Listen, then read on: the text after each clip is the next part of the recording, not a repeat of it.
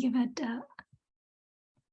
hello, we're just going to give it a couple of minutes as folks settle in. Thank you for joining us.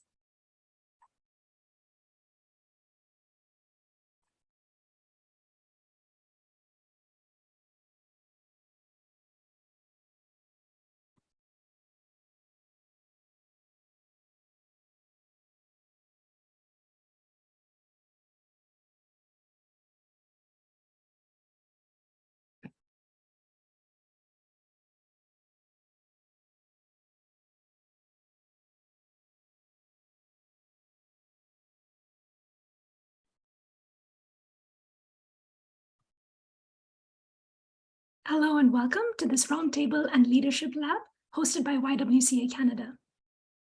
It's an exciting and timely conversation, and it will be cast in English and French via live interpretation. Audio is available through the translation function at the bottom of your Zoom screen, as well as in closed captions. My name is Jolene Joseph, and I have the pleasure to be taking you through to today's event, alongside my colleagues, Jessica Perrin and Gustavo Freire, alongside a host of other team members. Thank you for joining us as we discuss possibilities and practices towards a more just, equitable, and inclusive world of work. Closing the Gender Gap, a roadmap for equitable employment, will highlight key recommendations and actions towards enabling equity and gender equity in particular across the Canadian economy. In the audience today and in the panel, we have activators and accelerators of gender equity and empowerment across sectors. We're here today to amplify your efforts, consider challenges and opportunities for their implementation and scalability, and build and leverage connections for support. We know that COVID-19 has upended labor market practices and work culture.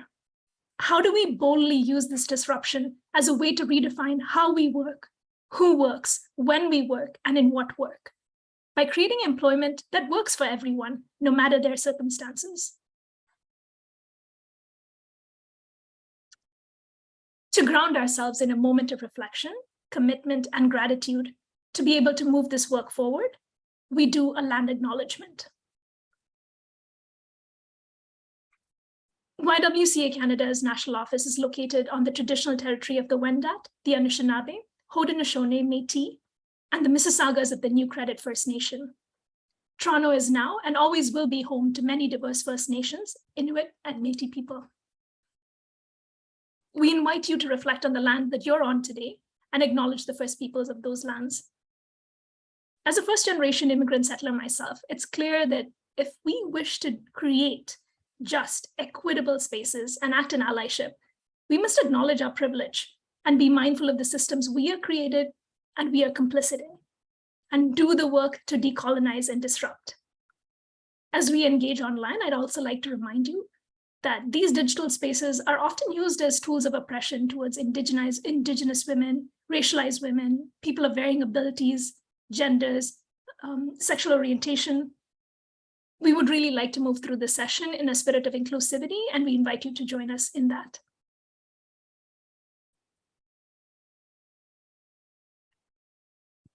Coming up on your screens now will be a statement of mutual agreement, a social contract, if you will. Just a reminder to be mindful of how we engage and take up space. Once you've had a chance to read it, please acknowledge and affirm via the pop-up poll.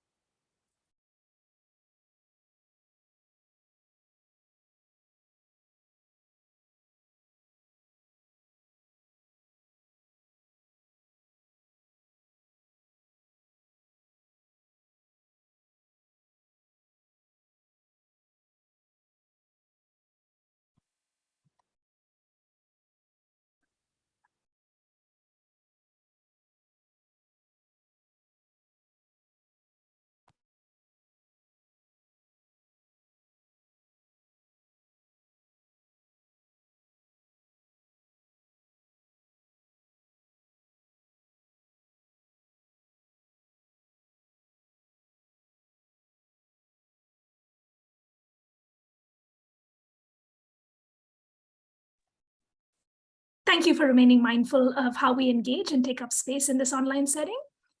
As a reminder, closed captions have been enabled and French interpretation is available.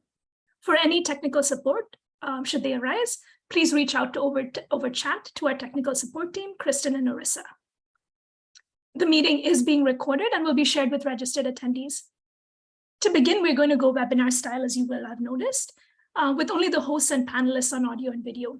For the back half of the event, we'll be interactive. It'll be much more of an interactive exchange. We encourage you to turn on your cameras and unmute yourselves.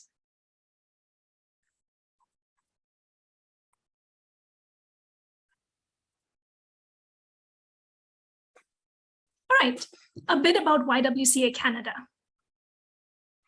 We work to advance gender equity by responding to urgent needs in communities through national advocacy and grassroots initiatives, and we've been doing so for over 150 years. Today, we engage young leaders, diverse communities, and corporate partners to achieve our vision of a safe and equitable Canada for all. Thank you for partnering with us on this work. All right, so what's on deck for today? What's our agenda? I'll first give you a quick snapshot of the labor market programs at YWCA Canada and the recommendations that resulted in bringing this event together today. Then for the main event, we will kickstart the panel discussion where our speakers will unpack initiatives that they've spearheaded, gaps or challenges they've encountered, and tell us a little bit about what's at stake in gender equity employment considerations. We'll then take a short breather and pause to let things percolate, and then reconvene for small group discussions. This will be where we can unpack and get into the nitty-gritty of what we heard, share or troubleshoot specific strategies to advance gender equity.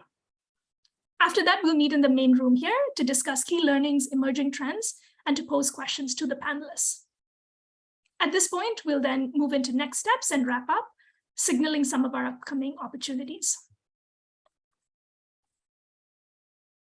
Before we dive in, it'll be great to get to some introduction. So if you could drop your name, your organization, and your city in the chat, as well as pick one word that describes your state of mind today in the Mentimeter poll that will be launched, that would be great. There's a clickable link that'll appear in your chat.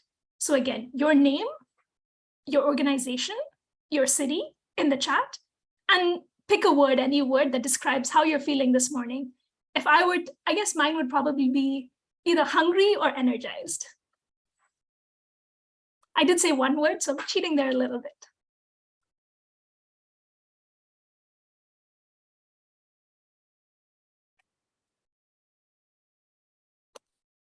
I feel that on the tired. Burnout and overwhelm can be real for everyone, and hopefully folks can catch some sun. Oh, I like the balance there between calm and intrigue and tired and relaxed. Bold, I like that. It captures exactly what we're trying to do here: drive bold change, drive systemic change. Curious, I see that in the chat, fantastic.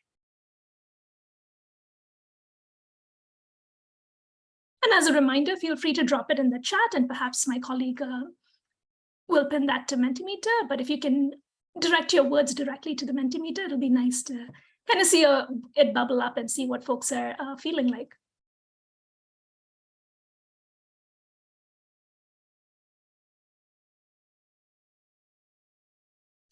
Thank you for bringing your eagerness and inquisitiveness here today. We're so excited to have you.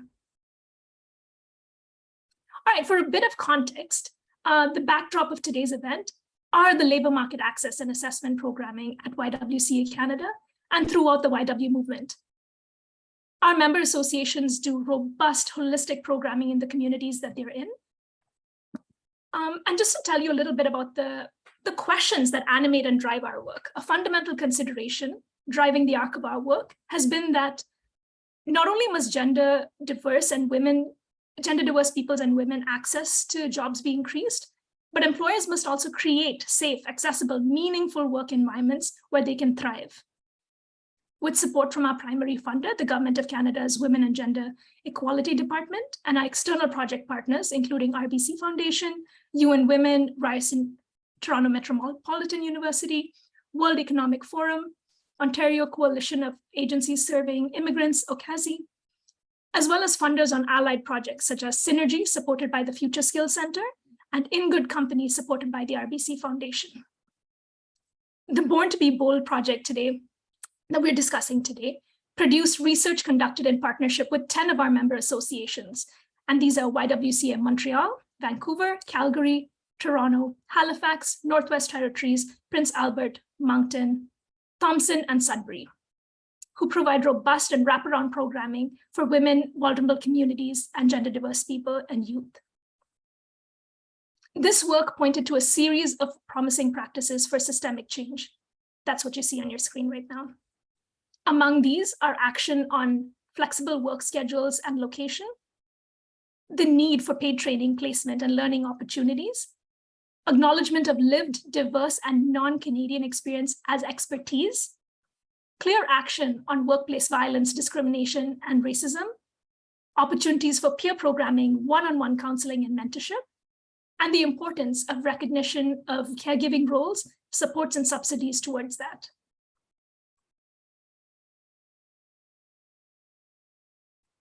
And now to introduce the powerhouses who will share what's working in their sectors and beyond, and discuss the promising practices that we're going to hone in here together today. Lindsay Amundsen is the Director of Workforce Development with Canada's Building Trades Union. For over a decade, Amundsen has built out CBTU's workforce development portfolio, focusing on the recruitment and retention of workers from underrepresented portions of the population through promotion, research, and development of programs and supports. Amundsen is a graduate of the University of Manitoba and the Harvard Trade Union Program. She's the chair of governance committee on the board of directors for Habitat for Humanity in Ottawa and was a participant in the Governor General's Canadian Leadership Program. Bonnie Douglas brought her project management skills to CCWESTT after 15 years in food manufacturing, and I hear knows a thing or two about ice cream making. Bonnie's experience as an engineer and leader in food manufacturing developed her passion for solving problems, transforming the workplace, and advocating for women in the sector. She transitioned to CCWESTT as project manager and is proud to be using her skills to support the work of accelerating change for women in science, engineering, trades, and technology. Candy Shaw has over 3 decades of experience at Sun Life and SLC Management in leadership roles encompassing private and public fixed income, portfolio management, and credit risk management. As a member of the SLC Management senior leadership team, she provides insight and partnership to drive solutions across the business.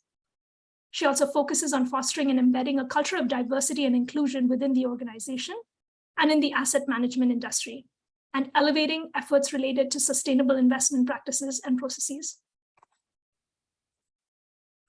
Letitia Rose is an equity advocate and community engagement specialist who's passionate about creating inclusive and accessible spaces.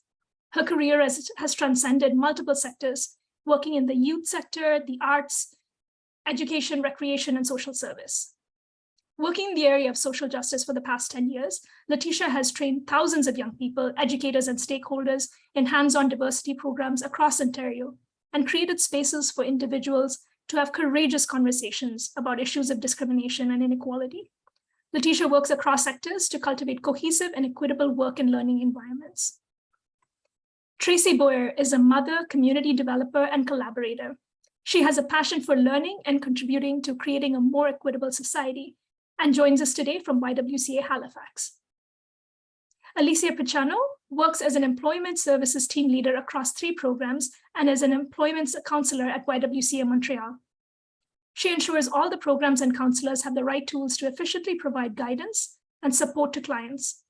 She's passionate about helping women get back into the workforce and empowering them to achieve success in their career path. All right, with that, I'm going to be directing questions to a particular panelist who will begin with initial remarks, after which the rest of the panelists will have a couple of moments to chime in and add their nuggets before we move on to the next question and thematic area. For Bonnie Douglas, what needs to happen to shift workplace cultures and take the conversation from access to a job to accessing and advancing in gainful, meaningful employment? Why are initiatives towards flexibility, recognition of caregiving roles, and lived experience, access to mentorship and peer programming, and continuous learning opportunities, why are they important? Why do these efforts fail, and what do we need to do to ensure that they succeed? Over to you, Bonnie. Thank you. That's a great question. I'm going to do my best to unpack it as best as I can based on my experience. I'll do a quick introduction to my organization. So that's the Canadian Coalition of Women in Engineering, Science, Trades and Technology, CC West. It's a national not-for-profit made of organizations and individuals who advocate for a diverse workforce in science, engineering, trades and technology. We foster connections, and seek collaborations to accelerate our work across the country. Recently, I've been involved in a project focused on transforming the workplace with within skilled trades and supporting women's advancement within skilled trades. So I'm going to speak from that experience. So to answer your question, in my work with skilled trades employers, we learned that this conversation it's important to have the right language as part of this conversation. So employers in this space are coming from all different levels of understanding and engagement about what gainful, meaningful employment means. And they often feel that their role is simply offering jobs. We found that skilled trades employers connect more successfully with language such as safe and inclusive workplaces. And the safety culture has been heavily invested in these sectors. So this is an area of change that employers are familiar with. So adding the element of inclusion, particularly through themes of psychological safety and accommodation, has shown some success and tends to meet employers where they are at. So I wanted to share that learning in terms of fostering the conversations. Now, in terms of what needs to happen, I'd like to say that the key is meaningful change that needs to happen within the workplace cultures. And by meaningful change, I mean we're changing the words that we use, we're changing the way that we speak, we're changing what we do through all levels of an organization. And this is not an easy thing to do. So through the We Are Trades initiative, which is the project that CC West worked on in the last 3 years. We heard from tradeswomen, we spoke with employers, and we developed a framework to help make the work of changing workplace cultures more accessible. So this framework has 3 steps: commit, create, and sustain. And they sound simple, but they're loaded. There's lots in there. These steps are grounded, though, in the recognition that continuous learning opportunities are what sets up and maintains success within change management, especially in the workplace. So changing hearts and minds is also at the core of achieving meaningful change culture. So let me share an example from one of our partner employers we worked with. It's a large chemical manufacturing company in southwestern Ontario. And through our workshops, we walked members of their team, including their site manager, through the 3 steps of our process, and along the way gave them insights into understanding their own privilege, biases, gendered language, etc. At the end, their site manager, who is a white male, shared with all of us that before the workshops, he was unsure how to start taking action. He knew he was an ally, he knew he wanted to lead, but he wasn't sure how to support his site's inclusion initiatives. But after the learning process with us and We Are Trades, he felt he had the confidence to start making changes, not only in the physical environment, but in his own behavior and language. So he recognized that in order to support change in his site, he himself had to lead by example and make his own changes. Now, in terms of the importance of the initiatives you mentioned, like flexibility, recognition of caregiving roles, and access to mentorship, we found all these crucial to successful retention of talent in our work. We heard from tradeswomen over and over again that appropriate, consistent parental leave, pregnancy policies, accommodation for caregiving, flexible work options were all important to their sense of belonging at work. So we recommend these things as part of our framework for employers to take in their change journeys. And as far as support systems like mentorship, this is one of my favorite I like to mention because employers are often looking for, like, tell me exactly what to do. And I like to simplify it and say, sometimes it's as easy, you can start simply by asking the women what they need. So ask them what they need, start to put plans in place. It's the beginning, but it's also part of that learning journey. But keeping that communication open is what's so important. Now, there's one particularly challenging area in the skilled trades around flexible work. Employers come to me often and many times asking for what is the solution to flexible work on their site. They see how flexibility can be implemented in an office setting and in remote work settings, but they don't see necessarily how it can be implemented on the job site or on their shop floor. So to this, it's a good thing they came to me, because I don't have a simple answer to that question. If it was easy, in fact, to challenge and transform traditional shift work structures that are ingrained in the skilled trades culture, then I'm sure we would be doing it a lot faster than we are today. So implementing those flexible policies we recognize is important, but it is also a continuous learning journey. And it's going to take some time and very intentional efforts to find the way forward. Employers trying new things, making mistakes and adjusting, but always involving their teams in finding the solutions. So the big question you asked is, why do these efforts fail and what is needed to succeed? Recognize that change is not easy, which is why we made our framework and we've made it available to the public. It's designed with employers in mind, and also recognizes that oftentimes efforts fail for many reasons, including lack of commitment from decision makers, lack of an intentional plan, lack of resources. And in order to achieve success, it's important to recognize that this is a journey, to track your successes, adjust plans, and seek support. So through We Are Trades, CC West is currently creating a community, a network of employers doing the work of improving their gender inclusion. So together, these change agents are learning together. Mostly we're meeting virtual, sharing tips and tricks and helping to make change one conversation at a time. So that's something that we're offering to support in terms of the challenges of making change. And you can access resources on our website, sign up for a mailing list to be part of all those initiatives. So that being said, I hope I unpacked kind of that multi-pronged question, shared a little bit about our experience, and I'm looking forward to hearing from the rest of the panel. Thank you, Bonnie. You hit so many different notes. Thank you for packing so much into that response. What I really appreciate about the We Are Trades initiative is that you offer a structured and simple framework that can be infinitely adaptable to different workplaces. So that's fantastic. Understanding that there is no silver bullet, right, to these questions. Thank you so much. Over to the other panelists, if you'd like to weigh in. Perhaps discuss why language is so fundamental. So I would like to weigh in. I'm not talking so much about language, but I really want to key in on flexibility. And I can understand why it's a lot harder in your industry than in mine.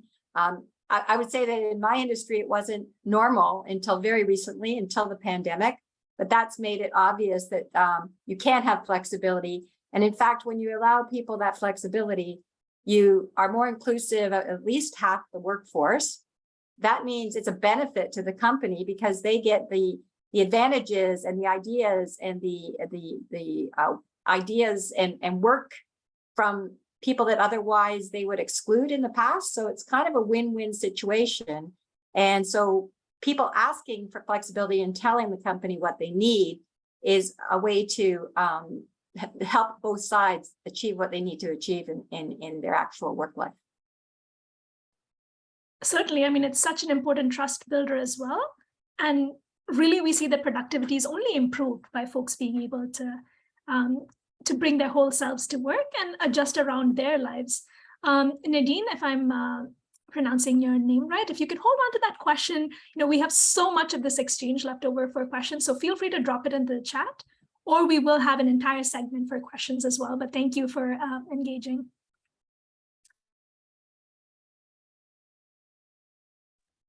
Oh, muted myself over there. For Lindsay, I was wondering if you could talk to us a little bit about how outreach programs and perhaps access to relevant skills development and apprenticeship programs, networking opportunities, and opportunities to really learn more in a continuous manner could enhance labor market outcomes. And zooming out just a little bit, how can recognition of lived, diverse, and Canadian, non-Canadian experience be recognized as expertise, I like to call it? And how can that impact labor market outcomes and be promoted within workforce development? Perfect. Thank you for the question. Great to be here. And like Bonnie, I do work in the skilled construction trades field. So I work for the Canada's Building Trades Unions. We represent 14 national construction unions across the country, over 60 trades with over 500,000 members working in the field across the country. So I'm going to speak to some of the work we are doing here at Canada's Building Trades Unions for the last decade in recruiting and retaining equity deserving groups to our industry, with a special focus on women and gender diverse groups. We have created platforms for across Canada for tradeswomen to connect and share their challenges with one another. We have created an online construction trades hub across the country to promote careers in the trades and provide access and support to equity deserving groups. There are so many programs and projects going on right now, federally funded projects. There's just so much opportunity for women, gender diverse groups, equity deserving groups to join our industry and our 60 trades, especially with a large portion of our industry retiring. We know that things are changing. We're seeing more and more women on job sites. We're seeing more and more Indigenous peoples on job sites, but we certainly can do more to address the barriers. I know Bonnie touched on some of them. But at the beginning of my career, I've been here for about 12 years now with the building trades. And at the beginning of my career here, I often heard the same thing told to me over and over again, that unions welcome everyone and that the trades are open to anyone who want to join. And although that may be true, what we have uncovered over the years in consulting with tradeswomen and equity deserving groups themselves, that's really important, is that there are multiple pervasive systemic barriers internally and externally, not just for tradeswomen and for equity deserving groups, but for those running advocacy programs, that there are many barriers that prevent not only the recruitment of these populations to the industry, but in retaining them.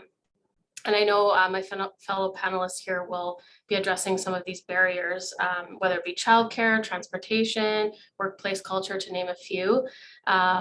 So I'll let them speak to those because I know that they're going to be asked some of these specific questions. But recruitment is one thing. So providing awareness to the opportunities in the trades, speaking to guidance counselors and parents, getting out to schools and trade shows and career fairs. But retaining, it's the retention piece that we've really turned our focus to over the years, by providing access to training, apprenticeships, and meaningful work is equally as important as the awareness and recruitment piece.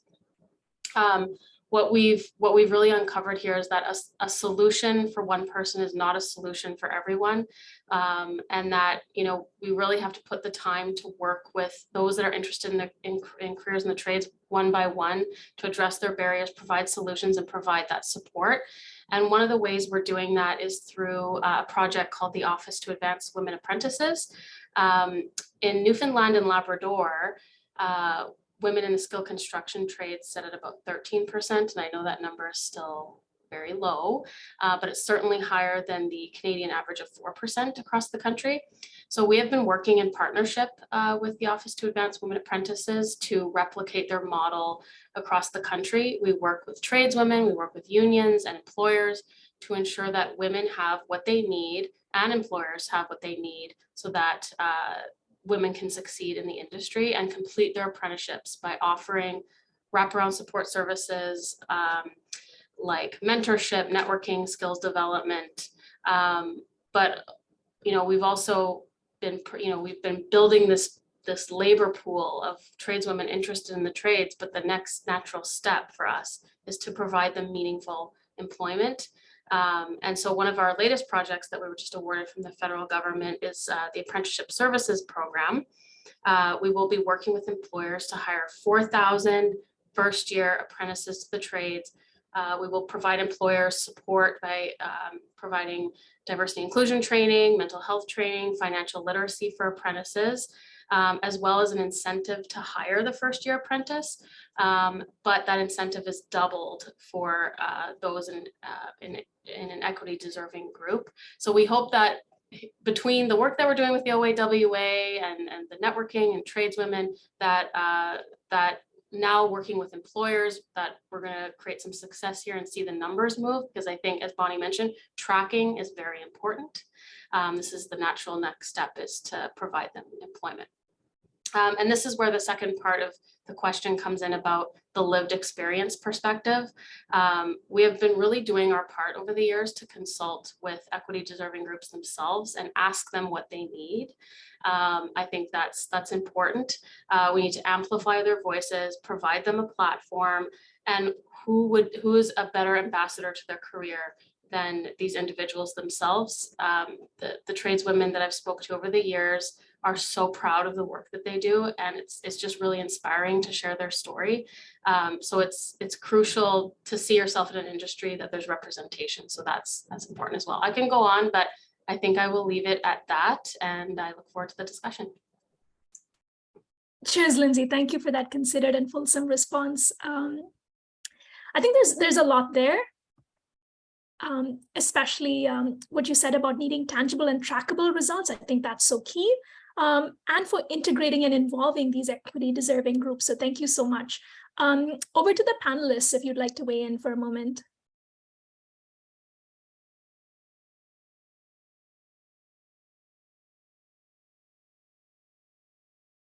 All right, there's so much to unpack there. So we'll perhaps, for Letitia Rose, I'll ask you a question around action on workplace violence and discrimination and racism. We know that even when equity is made a priority, action is sometimes stunted, slowed, and stalled in particular areas. How can companies, employers, and organizations confront violence in the workplace, discrimination and racism, accelerate organizational change, meaningful change, toward anti-racism, anti-oppression, and trauma-informed approaches? How do we engage in meaningful ways male leadership and colleagues, and create safe, courageous, brave spaces? So thank you for that question. And there's going to be a lot to unpack there. And luckily, a lot of the panelists, my fellow panelists, have touched in on many of these approaches already. So my name is Letitia Rose. I am the Vice President of Diversity, Inclusion, and Belonging at Canadian Tire. I have an interesting mandate. I'm responsible for over 33,000 employees, which I try not to think about because it's a lot of employees.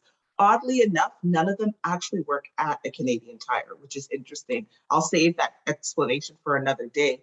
But I work with our corporate employees, our supply chain employees, our contact center and bank employees, and we more so have store employees that focus in on Marks, Work Warehouse, Sport Check, our gas bars and Atmosphere and Party City. So we have a pretty wide range of employees of all different forms and banners. So in terms of what the work experience looks like, it's very different from a store employee to all the way up to an executive in our senior most ranks.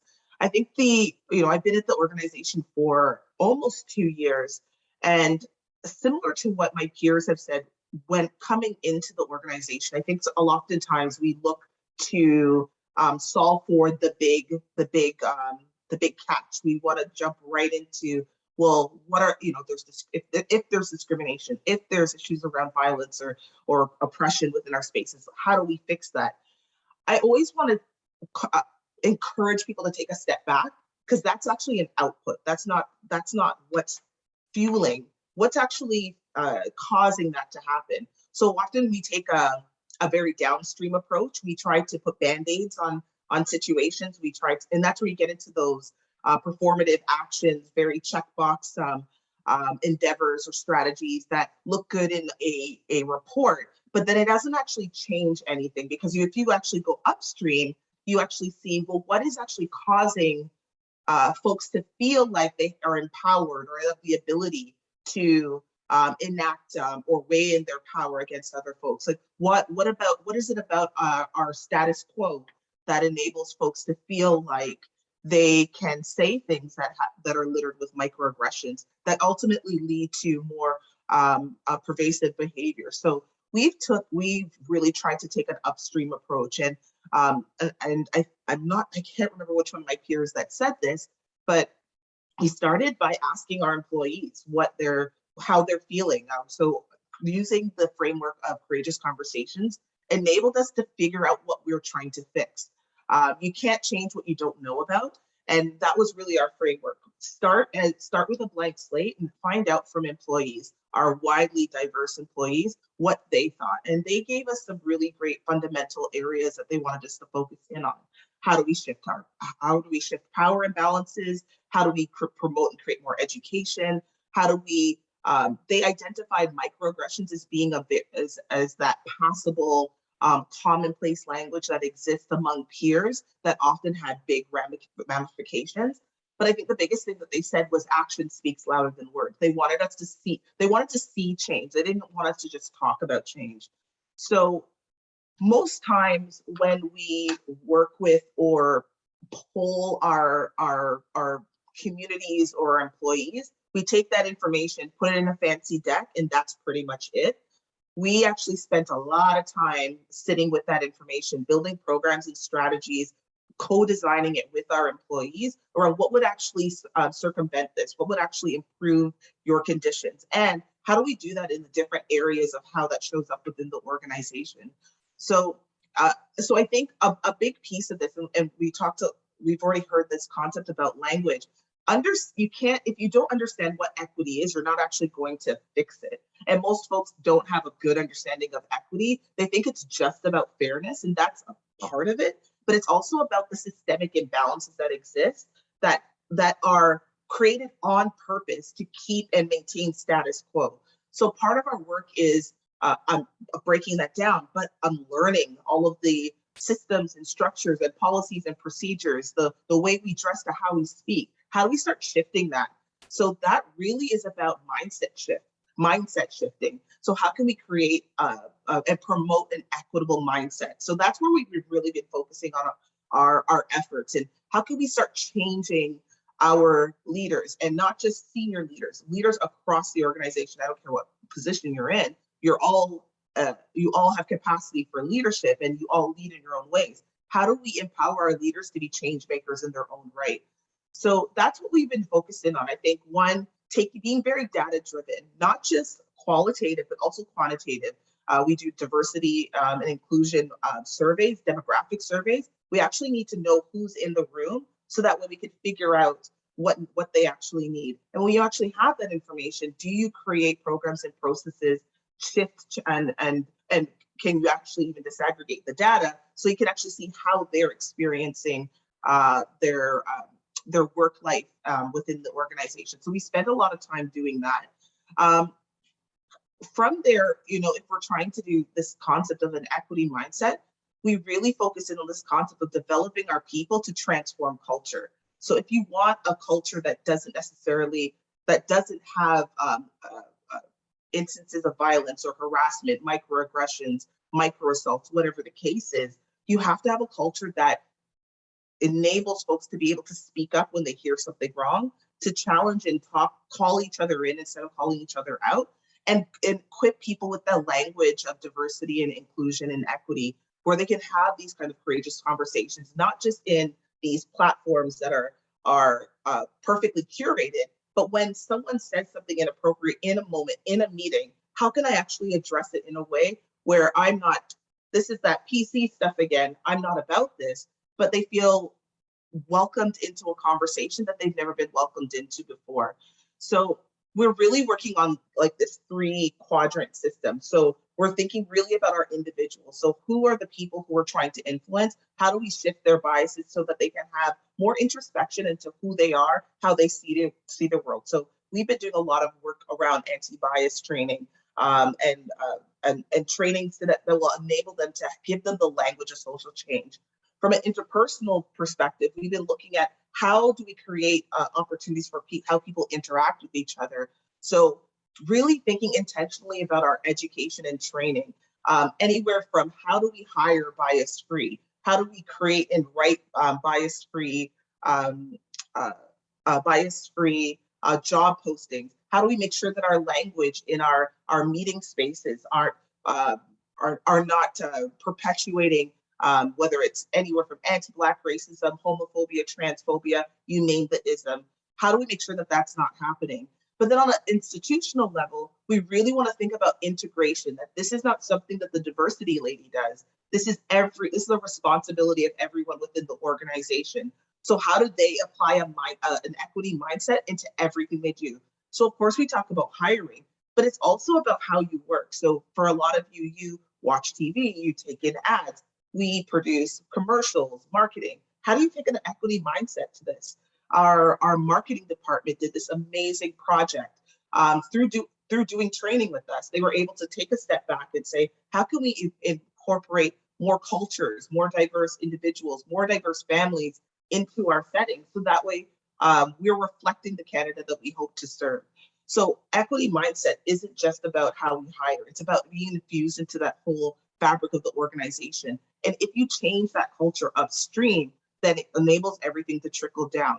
And again, I love that saying, culture eats strategy for breakfast. So you can have whatever pilot project, whatever system, any great guest speakers, if there's a culture that doesn't buy into this work, that it's not going to go anywhere. So our job is to really enable our teams across our organizations to buy into that. And really, we've been focusing on shifting mindsets, really focusing on education to as a precursor, as a deterrent to prevent violence, discrimination, anti-racism, or racism, and all of those other pieces that kind of plague our society and our workspaces.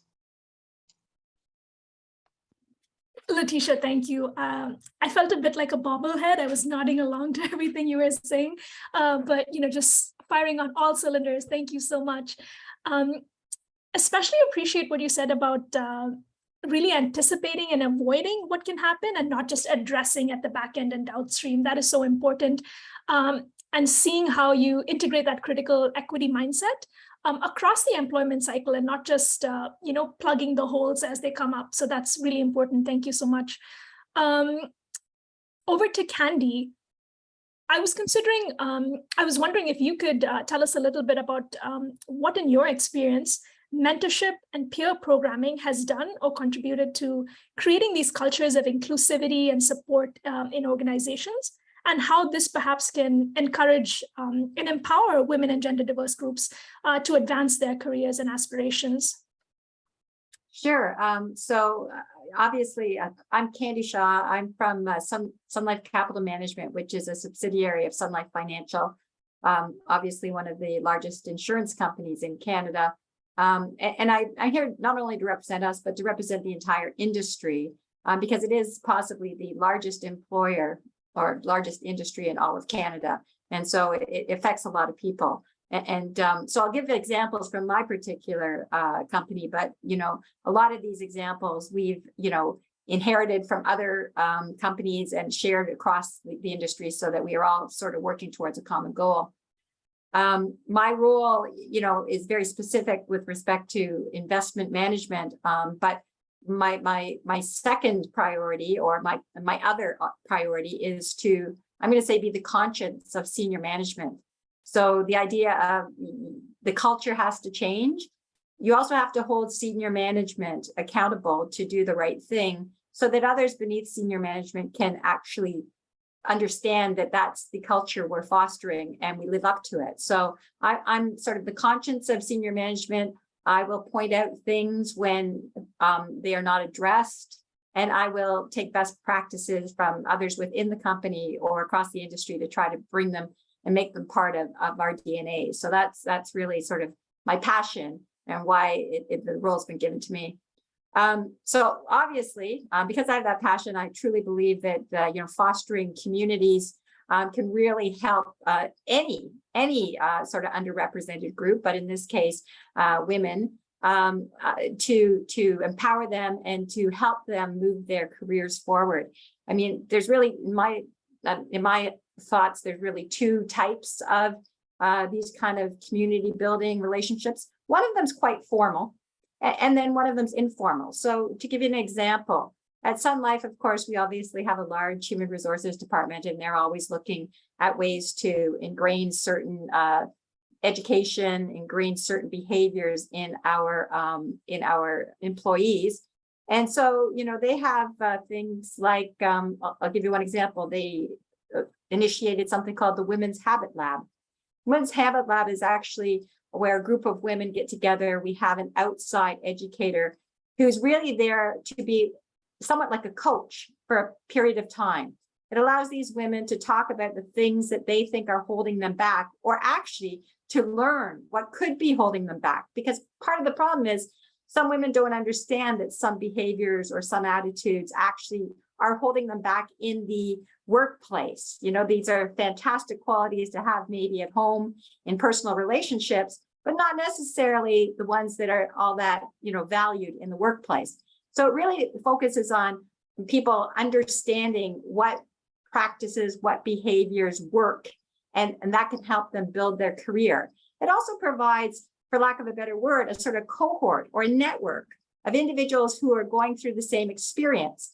And therefore, what we found that, as you know, the training lasts about 3 to 6 months, but we find that these cohort of women that have gotten together and gone through this experience together continue to stay in touch. They continue to, you know, pass ideas back and forth to each other and you know, support each other when people have questions. And it's just a very honest, open environment, a safe environment where you can say, I have a problem, or would you know how to handle this? And so that's been really helpful at our particular organization.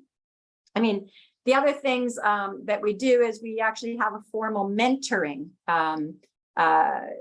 program where, you know, at least once a year, particularly people managers, but senior managers are sort of, you know, based on skill set, based on people they don't know in the organization, they couple a senior manager with a more junior person.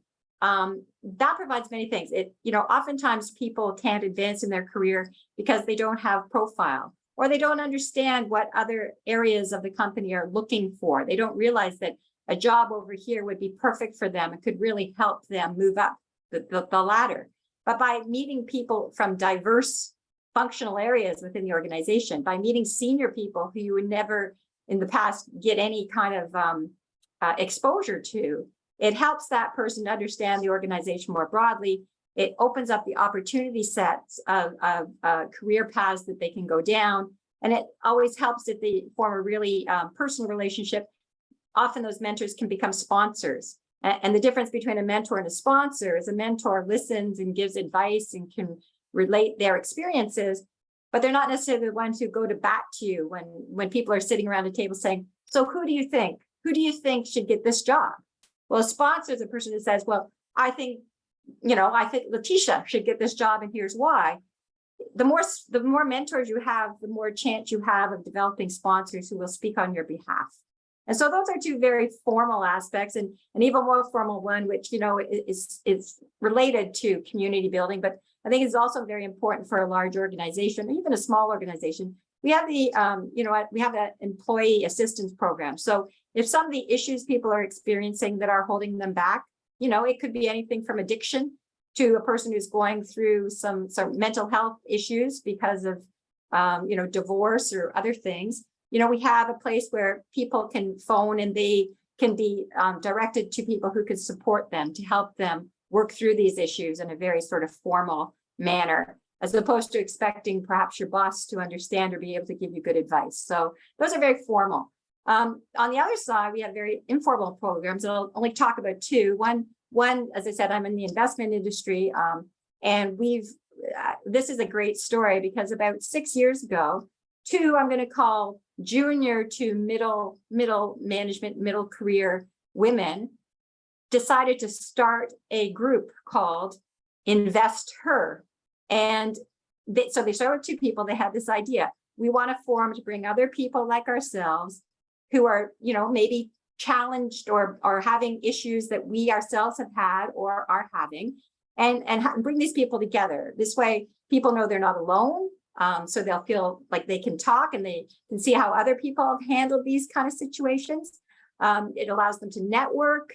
It allows them, you know, this group has also formed three committees. One is sort of educational, one is networking, and another one is informal mentoring. And that group has now grown to 420 people from 6 years ago.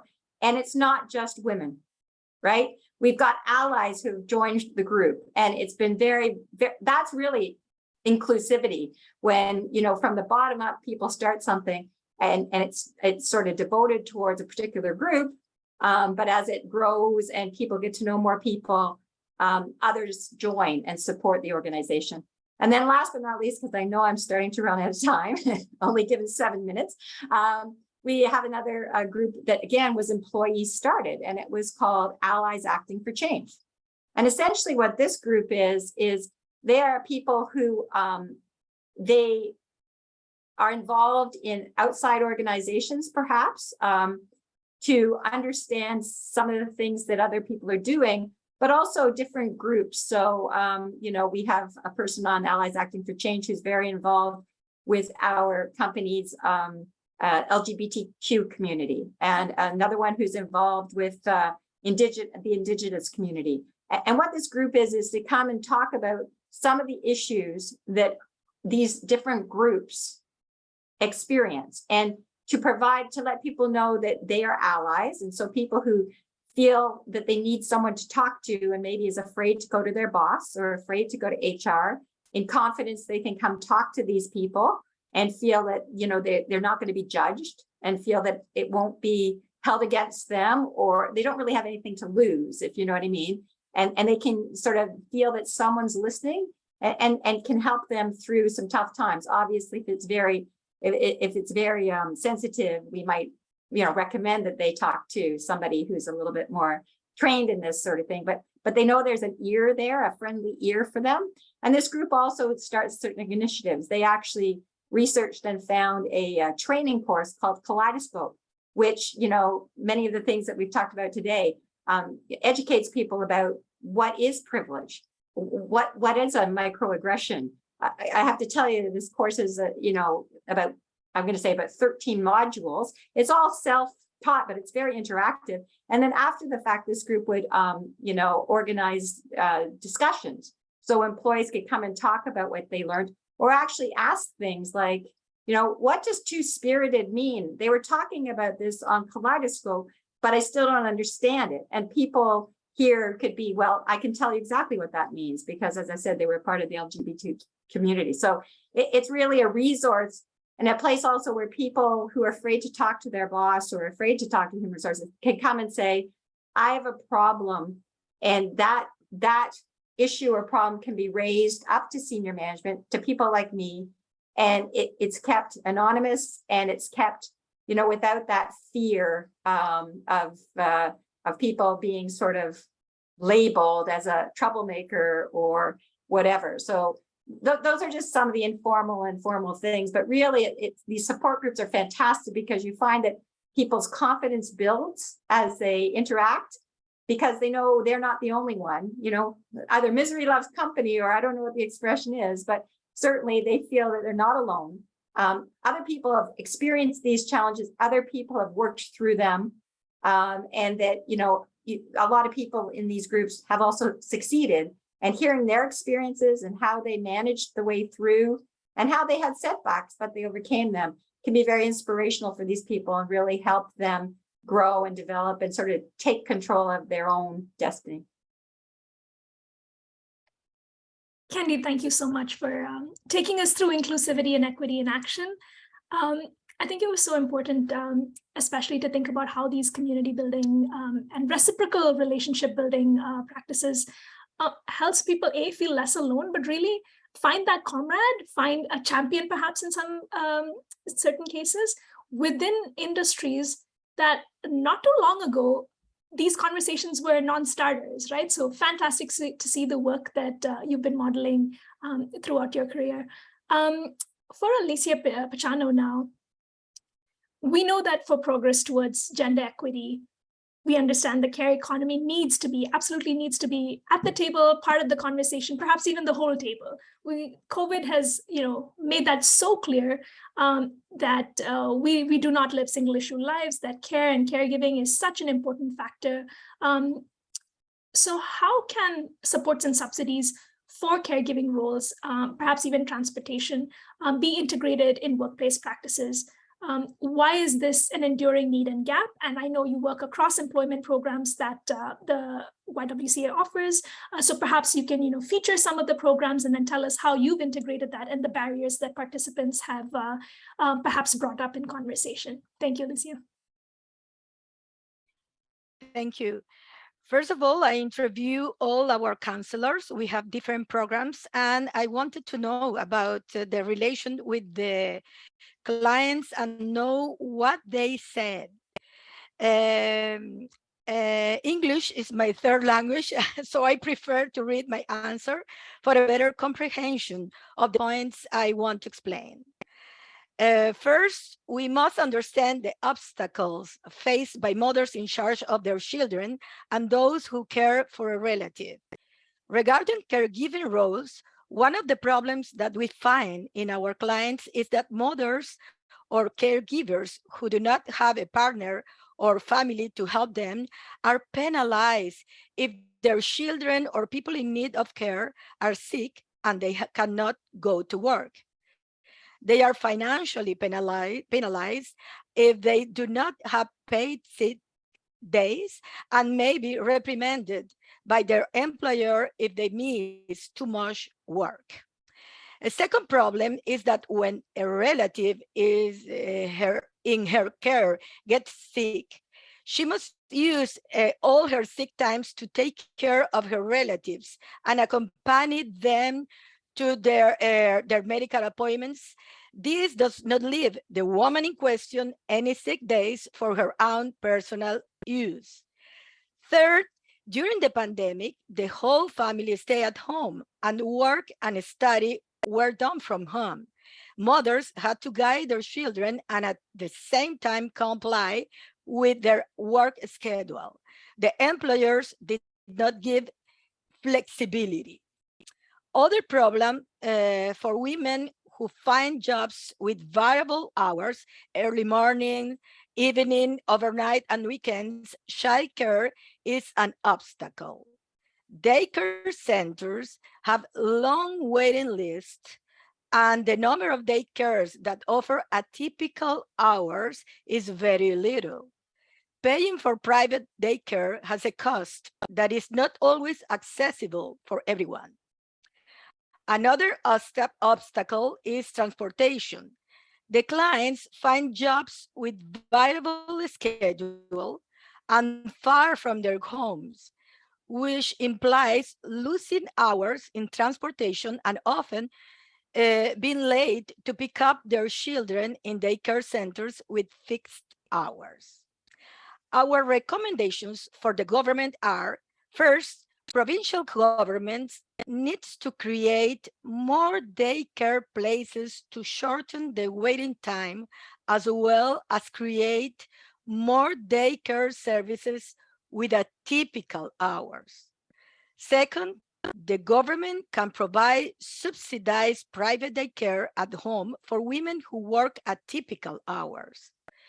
Third, government programs should be implemented for public transportation. It could be partnerships with companies like Uber or other that offer low-cost transportations. Those programs could be used by women who live far from work or in places without public transportation or who work atypical hours. Fourth, and the last one, the government should encourage online or hybrid work for mothers and caregivers who do not have help and convenient schedule. This is my answer. Alicia, thank you so much.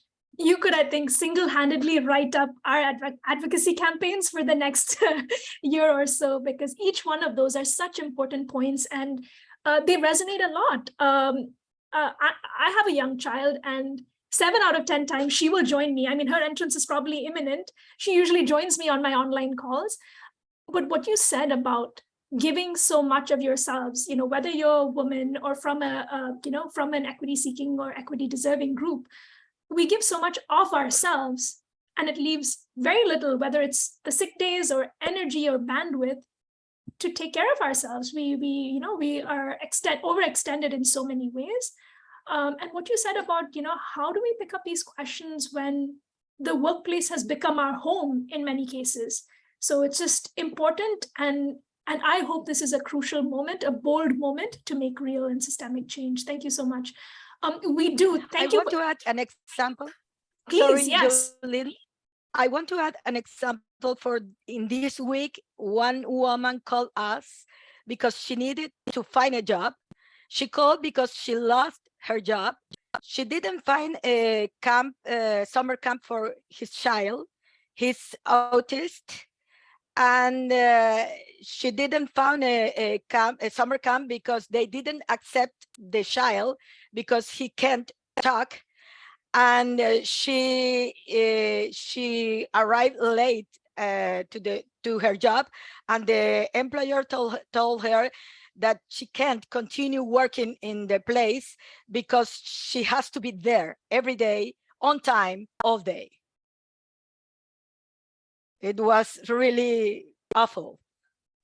It certainly is. And if not now, I don't know when we can kind of disrupt that rigidity around the way things were and really rework what are some new norms around, conventional workplace cultures and these expectations that serve nobody, really. It's not just about, women. It is about the whole workplace and the business itself, because it drives your motivation and how you show up too, right? So thank you so much for raising those concerns. Since everyone was so fantastic about being on time, thank you so much. We actually have a few minutes for the panelists to talk about some of these issues. Across the panel, we have folks that have been implementing initiatives on all of these thematic areas and action areas. My hardest job was pinning a particular panelist to a question because it was this constant shuffle. We know you have expertise and experience across these themes and initiatives. So if folks would want to, those bits that didn't get into your initial remarks, if you would like to add to any of your comments, now is your moment. We have about 7 minutes.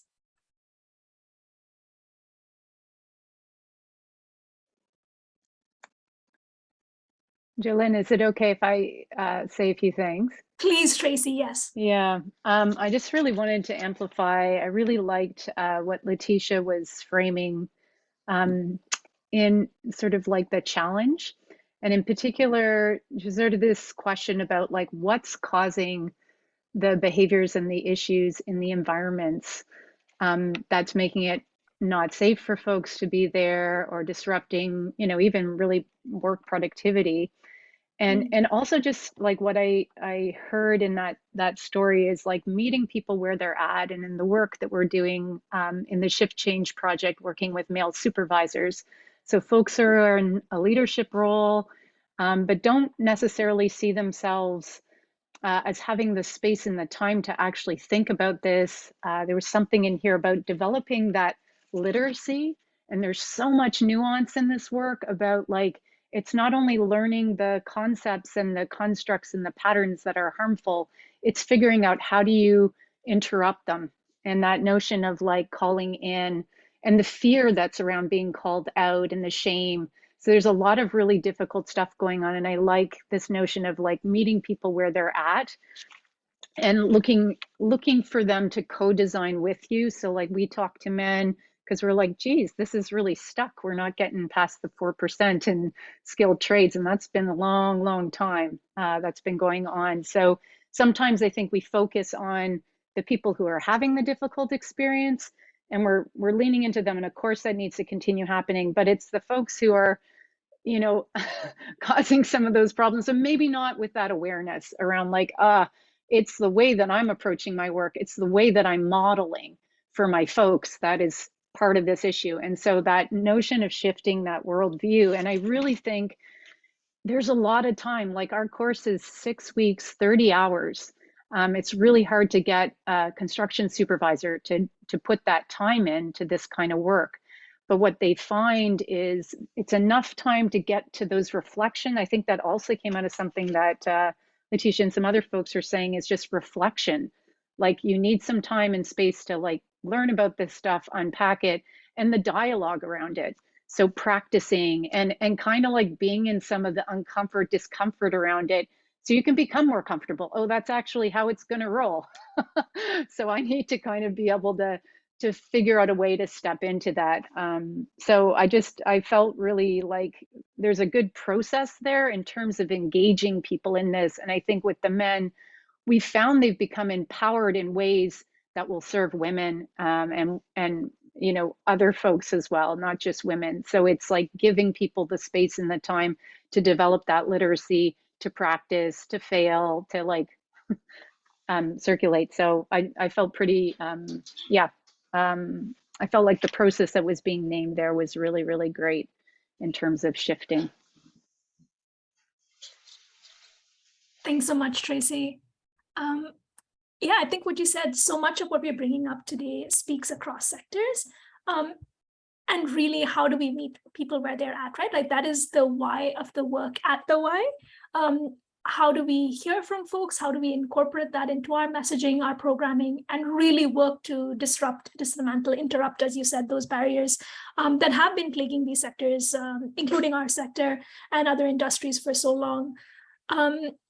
For the other panelists, I wonder if there are other points that you'd like to make, or if you'd like to chime in. I do see some interest in questions in the chat. There's also, you know, a lot of energy around childcare and what those commitments could look like, what a practical plan to action from the government could be. I can read those questions. Perhaps I'll collapse the two of them together, and it's open to anyone. From Chloe Marie Brown, what do you think it would take for the industry to offer guaranteed childcare as part of a benefits package? I'm all ears. And also, someone mentioning to Alicia that they feel Alicia's call to action so deeply. What would be your advice to positively challenge our teams and leadership to be more open to these practices? So Alicia, if you'd like to begin, or if others would like to, you know, popcorn style, feel free. I think they need to know the challenge for each mother or each caregiver. If they don't know what are the problems of women when they are trying to do her best in their jobs, and at the same time be mothers and caregiver relative, they will understand and will be more open to accept the variable schedule for women and to give them facilities to work. I think we have to talk every day in the companies about the challenge of the women who are probably working and being mothers without a partner or without families, because we are majority, a lot of women are coming from other countries, and we don't have family here, and we need to be helped by government.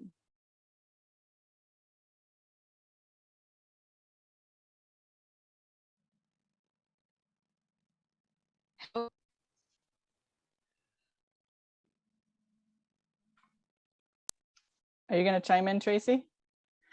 I was just gonna, something that Candace said earlier about how the pandemic meant that companies had an experience maybe that they otherwise wouldn't have, that showed like, oh, we can. So I'm curious where, you know, like sometimes it's like maybe at the policy level, and Bonnie, you'd be able to comment on that, like maybe we need stuff that cuts across in legislation or things like that, of course, but there's also kind of like, where and how can we get this stuff happening and demonstrate what a difference it makes, and then highlight that and get more people to buy into that around this kind of work.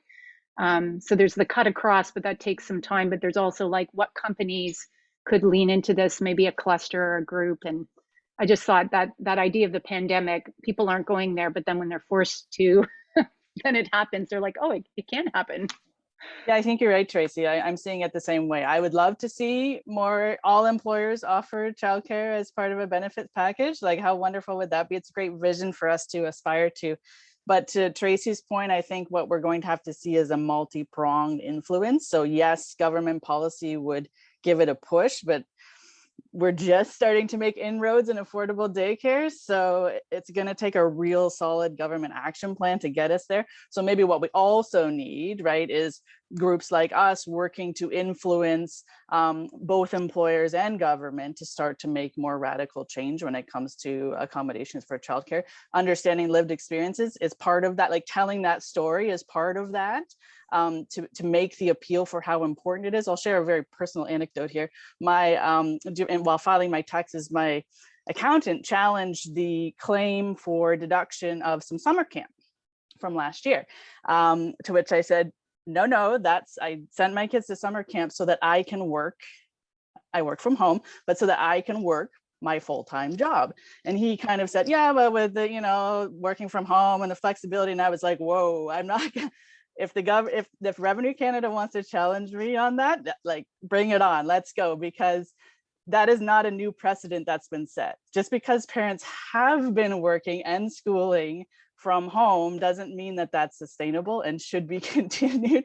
So I think that's more of that just we need to find the place that says, this is what we learned from the pandemic, that said flexible work works, remote work works, but here's the boundaries on how childcare is involved, and here's the cost, right? Here's the cost of the unpaid labor that is part of that picture. It's a really important message for, I think, us collectively to tell that story and maybe even quantify the value of the unpaid work to help justify.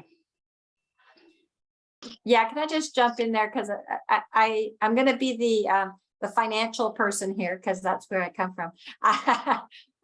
And I think what's needed, yes, I do think government has to, we have to carry on trying to convince government how to make things better. But I think, you can't manage what you can't measure. So the idea of quantifying the value that these women provide to the company or the workforce, and measuring that against the cost of childcare, I think that's going to be that would be something that would really change people's mind about offering it across the board. Because if companies, I'm afraid, are really focused on the bottom line, and if they see that they're actually it's beneficial to pay for childcare and get that innovative and keen and capable workforce that makes them more productive and saves them money, or makes them more productive and grows their company faster and larger, that would make a huge impact. Like, I really see that would change something quickly, because people don't want to miss an opportunity to obviously improve their bottom line. And I know that sounds very cynical, but someone asked, what will it take? And I think to see it across industries, other than regulating it, say through government, if you can show them what they're gaining by providing it, that's the way I think you're going to change their minds. As a quick aside, we have about 2 minutes before we move to break. Thank you, Candy. And Lindsay, I think you had your hand up.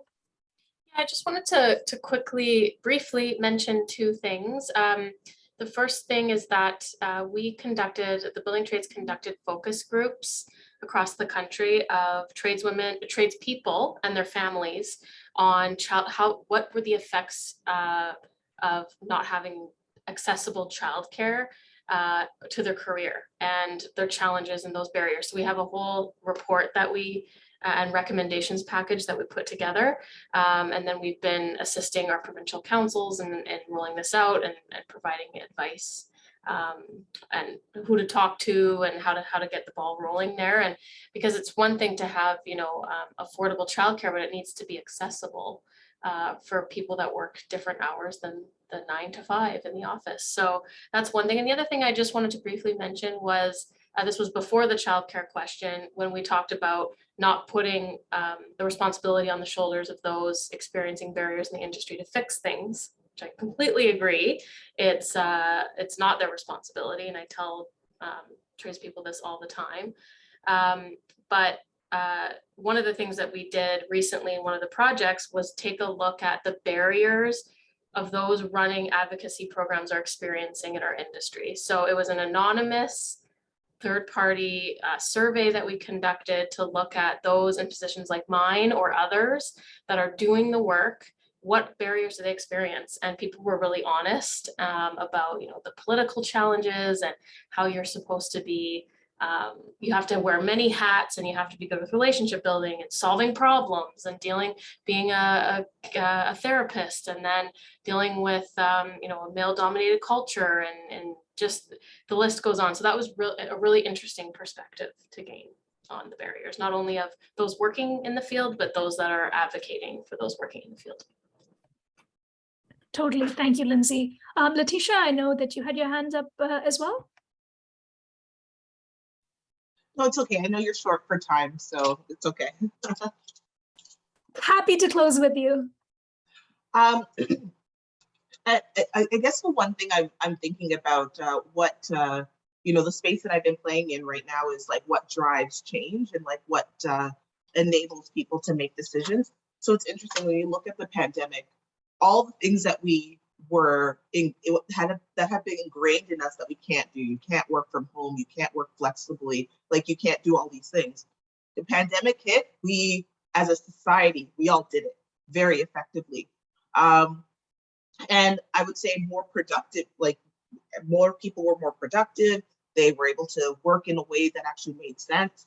But what you're seeing now, now that we're, you know, post-pandemic or in the new wave of what the pandemic looks like, we're having a lot of folks returning to normal. So if our numbers say we're more productive, if our people are more happy, but we're still making a decision to go the opposite direction of our people, then that's not necessarily what's driving our decision making.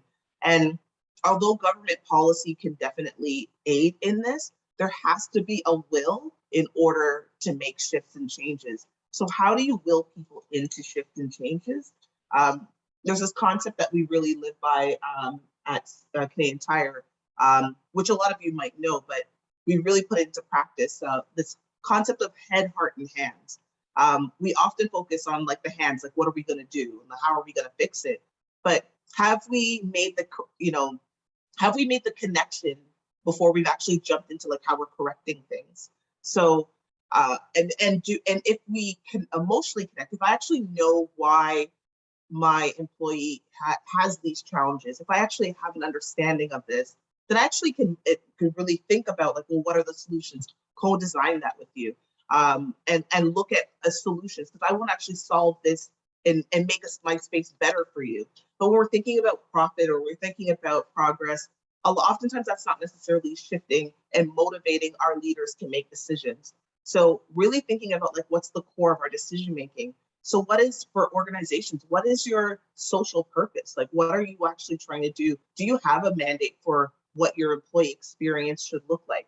Most organizations, they don't have a statement on what is, in one line, what is your employee experience supposed to be? And do your policies, processes, procedures, do they actually fit that?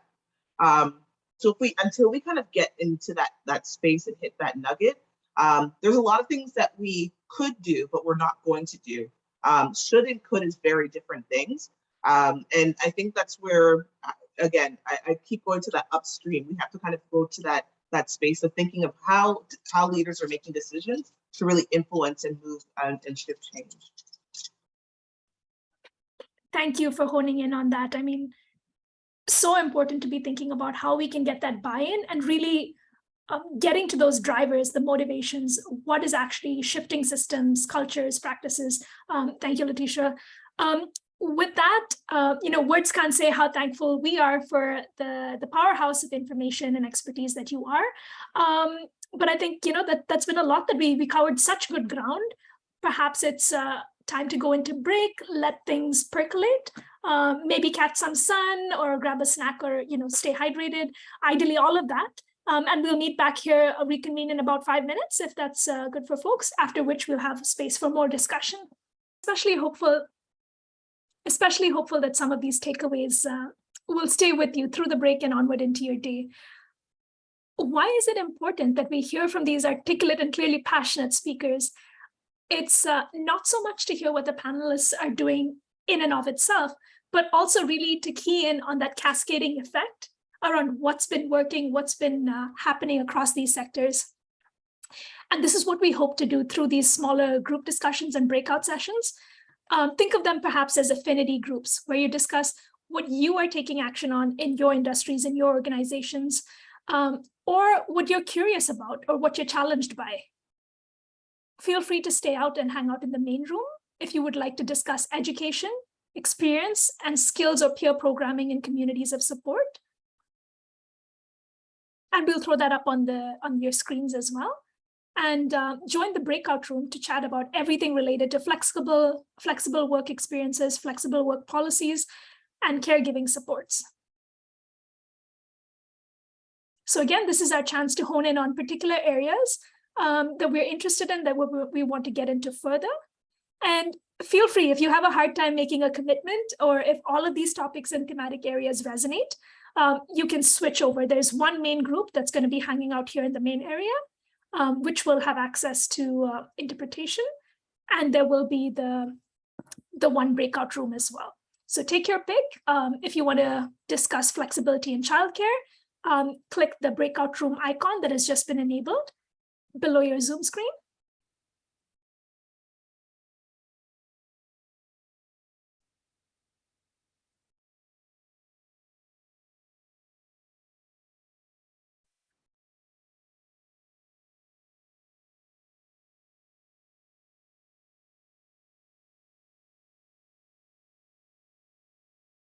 For those of you that are staying in the main room, I'm going to shift it over to you. I need a break from speaking. I know you need a break from my speaking. And so this is going to be just so great to hear from you. What's animating the work that you're doing? What are those enduring or emerging questions that you're really trying to troubleshoot or workshop? What are those strategies you're trying to action in your workplace? So what are you seeing happen and that you'd like to share in Spotlight?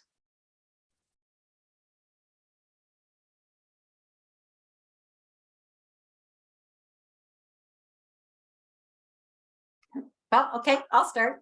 I'm not shy.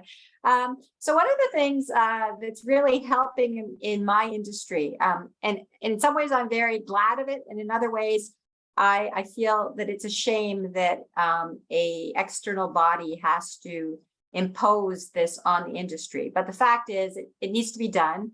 Again, I've been in the industry for over 35, well, almost 35 years. The investment industry is notoriously male dominated. And so there's a professional organization called the Chartered Financial Analysts, and they actually put out this year a DE&I code of conduct. So essentially they went out and said, we think that, firms should have this as a top priority, and this is the way we feel that they should act. This is the things that they should have in place. Things like targets for increasing the representation of women or underserved minority groups. We feel that they should reach out to underrepresented communities and find out how they can include them in their workforce. And it literally was probably the better part of 12 or 13 pages long. And what they basically said is, we would like people to, or companies, not people, but companies to sign on to this. They make it public, and they will be collecting information year over year to see the progress across the industry. And the stick there is, if you don't sign on, then when clients are looking to give you their money and they ask questions like, have you signed on to the code of conduct for DE&I? You actually run a risk that if you say no, that client will say, well, then I'm afraid you're out of the running. So again, I feel sad and embarrassed that it had to be sort of put upon people where if you don't do this, there will be repercussions. But I also know, having experienced very little change over the course of 35 years, that this was a necessary thing to do. And I'm really proud that the professional organization took a stand and decided to ask asset managers across the industry to pick up the flag and wave it Thank you, Candy, for jumping in. And part of what you said too, these DE&I practices, or JEDI, I like to say, how do we ensure that these are not just a jumble of words or acronyms, and that they're actionable, real, tangible, trackable, and something that folks are excited by too, that it's hopeful, that it doesn't seem too out of reach in particular sectors. These are some things that I'm curious about. I do also want to invite everyone. You may turn your video on as well, and then hands up. I know Chloe, you had your hand up as well, so if you want to take a moment to engage either in the chat or unmute yourself, feel free. Hi, I'm joining from the Future Skills Center. We're a grant agency at Ryerson University, and over there I've been coordinating resources for like 26 projects. And the things that I'm finding to be really promising are projects that allow people to train virtually through augmented reality or even complete work that way. One of those projects is the Autonomous Microfactory. It's a factory that does digital fabrication. It does robotics and a variety of different things. They were able to create 1,600 masks with only 2 people over a week. And it's really promising because you can put on a virtual reality headset and control the robotics from home.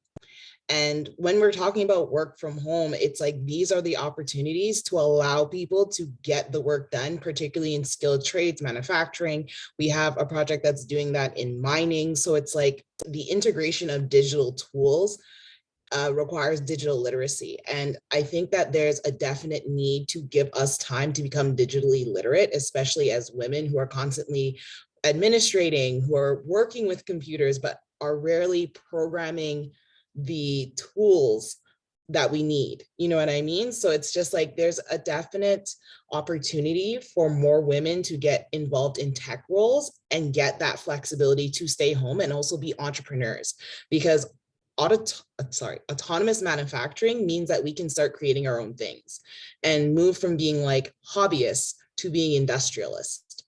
So I think there's a definite opportunity, especially with the work that's going on here, to kind of not only marry childcare to the opportunity to do work, but it's also the opportunity to become better professionals.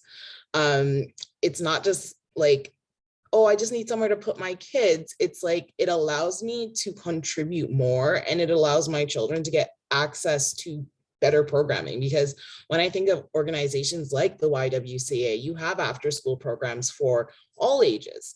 So it's like, now I guess the question is, it's like, how do you get a group like the Excellence in Manufacturing Consortium, the Canadian Building Trades Unions to be like, hey, we know people need training. We know they have children. We're going to offer guaranteed childcare because we know this is something that they need. And then we'll work with the YWCA to get ECE students, professionals to like fill those atypical hours. You know what I mean? So it's a matter of like coordinating and stacking the components into a comprehensive solution, because the good work is happening. It's just like, how do we push the Doug Fords of like politics to make it happen? Because it's disheartening for a lot of people to know that the programs are there. It's just they're not communicating because government themselves haven't enshrined it into our work-life balance. And like that's all I'm going to comment. But like, everyone here, keep up the great work, because like it's happening. We just gotta, be less timid about how we demand things from our government, because it's our tax dollars.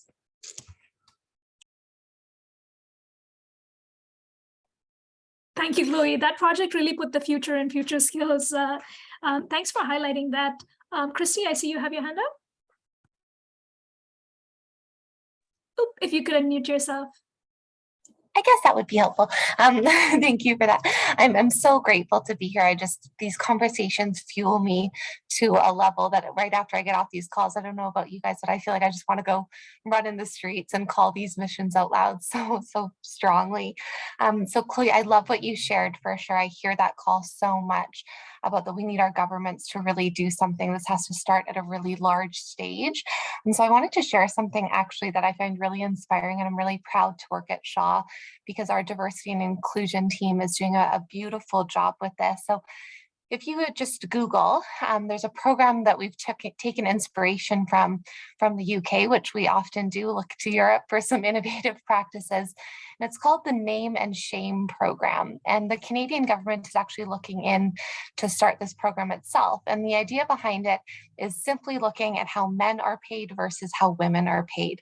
And every of these large employers needs to submit a report to the government, and they are only given 500 characters to explain themselves. So if I use Shaw, for example, I will be very open. We have quite a significant gap. We only have 33% of our workforce is women, and that's quite often in technology, as it's much smaller. And there's a gap, of course, between how we are paid. And we have 500 characters to explain ourselves. And that's going to be a public document that's published for anybody to see. And I know for myself, looking for future opportunities, that would be a document I would take a look at to see what employers are saying. And I think it's a really great way we can make decisions of, where we want to invest our times as individuals and the type of companies that we want to support. So I think those type of programs are things to look into, to share with our networks, to get those broadcast out, because unfortunately, so much of how we do value ourselves is that dollar amount that we see on our paycheck. And if there is a discrepancy between men and women, that is an instant gut reaction that is telling us that we are less valuable than our male peers or different gendered peers. So I hope that everyone will look into that. I thank you so much for being able to attend this session, and just such an inspiring group of women and great conversation, and just wanted to share that. Thank you, Christy, for sharing. I did notice that there were some questions in the chat from earlier as well, if we'd like to pick that up. But more than that, I was wondering, perhaps if folks could take a moment to return to the chat and look at a few prompts or questions, guiding questions that I have in there, to really consider what is it that's coming up for us in our workplaces, or perhaps even share what has been a success that you want to share with us. What's something that you want to spotlight? Letitia. So thank you, Christy, for sharing the work that you're doing at Shaw. There's actually when I'm done talking, I'll find it and put it in the chat. McKinsey company did this really good article on, I think it's called like the 5 A's of moving D&I efforts. It's technically from a retail aspect, but I think it applies to every type of organization. So it's interesting in how Christy set up the work that this project is doing. You essentially get to know your numbers, and once you know there's a problem, you can actually set up to fix it. So their 5 A's are, and so we switched to that Canadian Tire because I think you actually have to do an assessment before you do anything. So finding out what current state is, so that way you can actually address any problems that exist. So you know that there's a problem around gender equity or pay equity within your organization. Then the next thing you have to do is the next day is aspire. So, well, what is your intentions? What are your aspirations? How do you want to address it? What's the North Star? So that can be anywhere from setting goals, commitments, targets, whatever framing your organization is ready for. But unless you actually are aiming to solve for something, I think that's sometimes the mistake some organizations make. They know it's a problem, but they're not necessarily being intentional around what they want to do to fix it. So you make some aspirations. The next day is around architects. So then if you know your aspiration is, if we're at 33%, we want to move the needle to 50%, or we want a 50-50 split, then how are you actually going to do that? So you're coming up with like a tangible plan and a roadmap to getting there. Specifically with like hiring, we often think about who we are going to hire, but specifically for the last two folks, Chloe as well, it's not just about getting women into these spaces. There might be the talent pipeline might be dried up. So maybe we're thinking even further down the talent space. So just having worked with the YWCA in the past, maybe it's starting working with young women in programs. How do you get them into STEM really early? Young girls exit the STEM space really early, so you can't hire them if they're not even aspirationally doing it in high school or even doing it in university. So think about the partnerships that you're doing. So those kind of are like really taking a building framework to how you're going to actually get women in your organization. And then from there, it's act. So like, what are your short-term and long-term goals of what you're going to do? So there's things that are really easy. You can make a policy change right now. But then in terms of those high school girls that are coming up, that's probably 5 to 10 years down the pipeline. So you want to have that mix. And then the last one is just around, I think I forget the last word. I think it's more so around like advancing. So that's your goal for right now. But then how do you ensure that you're continuing to move and progress moving these initiatives forward? So I think if a framework like that, I think has been really helpful for us to be really conscious of like being intentional of the steps we're going to take in order to get to change. It's been working pretty effectively, but I just wanted to offer that. I'll get the link to the article, but I find it very useful in explaining not just what our issues are, but how we actually move through change to a great result. Thank you so much, for sharing that intentionality, but also by modeling what's working.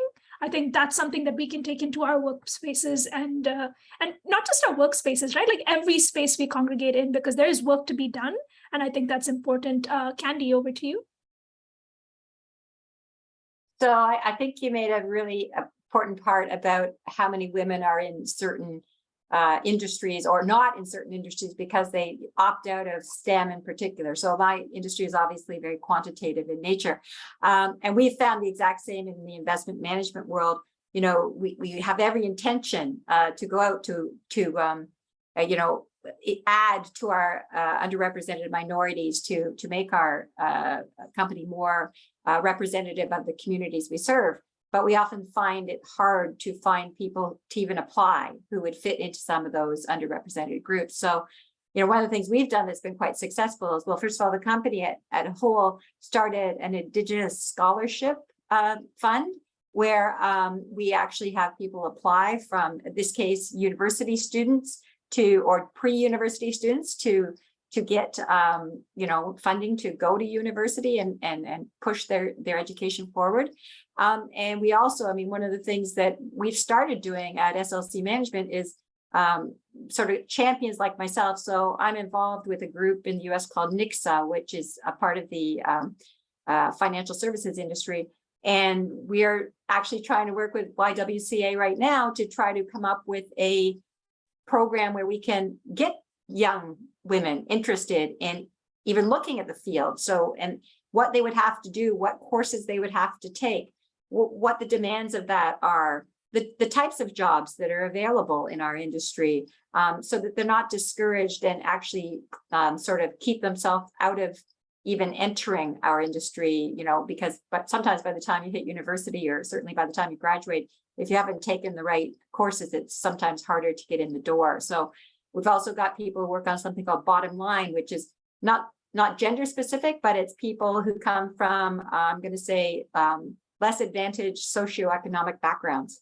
And so that way you meet this young talent who may not be able to afford to go to the best university out there, particularly in the United States, for example.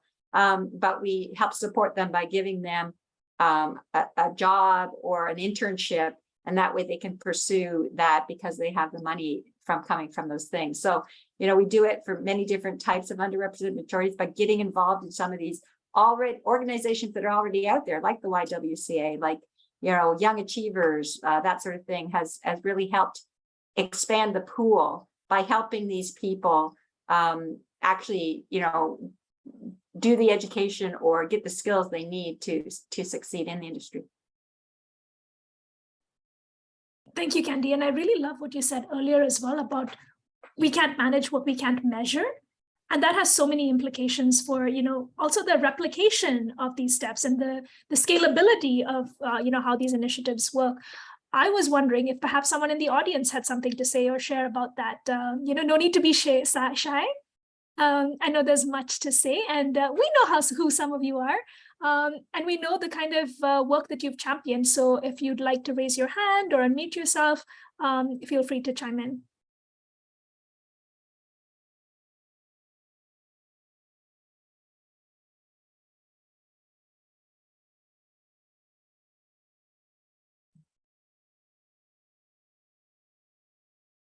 If I may put you on the spot, Ligia from JVS, we know that, JVS has incorporated a kind of a multifaceted mentorship program for newcomers and immigrants. Is that something you'd like to speak to? Perhaps either in the chat or unmuting yourself. Hello, everyone. Sorry, my camera doesn't seem to be working. Can you hear me though? Loud and clear. Thank you. Perfect. Great. First of all, thank you, everyone. It's been a lovely session. So much learning, and yes, at JVS we have many different types of mentoring programs focused on newcomers, and it was very enlightening today to hear and including some of the mentoring programs were mentioned here, because we see this need to target certain groups that need, like right now we have general newcomer programs, right? But we see that mentorship with women or other groups that seek equity are really needed at this space right now, because it adds a layer of complexity to the mentorship relationships. We see that happening on an individual level when it does happen, that we pair up people who have that awareness, but it's not yet a formal program that we have. And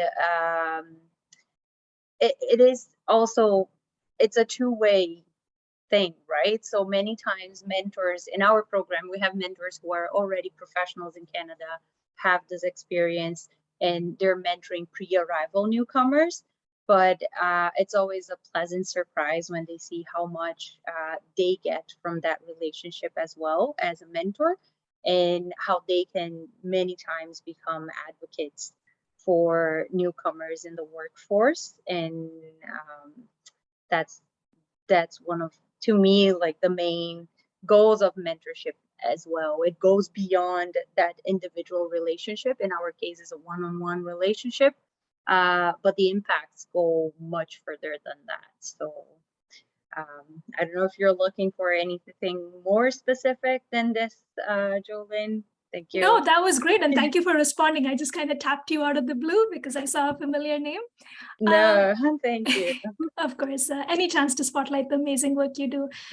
I really think it's important, what you said about incorporating that kind of integrated equity approach now, intersectionally oriented approach to what you already offer. It is so key, even if some of these things feel, so far out in the distance, that we can keep iterating towards that goal, right? That's and integrating. So that's really important. Thank you. And that came through. Linda, over to you. Linda Davis. Thanks so much. I'm with a group called the Gender Equality Coalition of Ontario, and we are taking a slightly separate approach. I mean, for 30 years, I've been doing my advocacy work for women's issues with women's organizations. And we got funding from the federal government from WAGE to start the Gender Equality Coalition. And what our primary focus is trying to advocate for all genders and making sure that we are not just advocating for women. And that's actually one of the biggest challenges, because women tend to come to the table. And as we see here today, probably all women on the call. And we would like to look at the other side of that coin. So yes, while we want to make space for women in non-traditional fields, in making sure we close the gender pay gap and all of those things, I think we absolutely need to look at moving men into non-traditional fields, into what is traditionally women's work. And so we can't vacate a space without filling that space. And so we try to balance everything. So when we have an event and we have speakers talking at the event, such as the one you're doing today, we make sure that we have gender diverse voices. So we have a woman, a man, and maybe somebody who identifies outside of the binary to talk about whatever the issue might be, whether it's childcare, whether it is violence, whether it's closing the pay gap, all of those things. But we really want to hold that space. It was going to be one of my questions earlier is, does anybody have experience in that? Because the hardest thing we're finding is getting men to the table. So we have gender diverse voices, we have women's voices, but men don't see themselves in this space. And when we've asked them in the past, they've just said, oh, I didn't think that was for men because it's a gender issue. So somehow they don't have gender, I guess.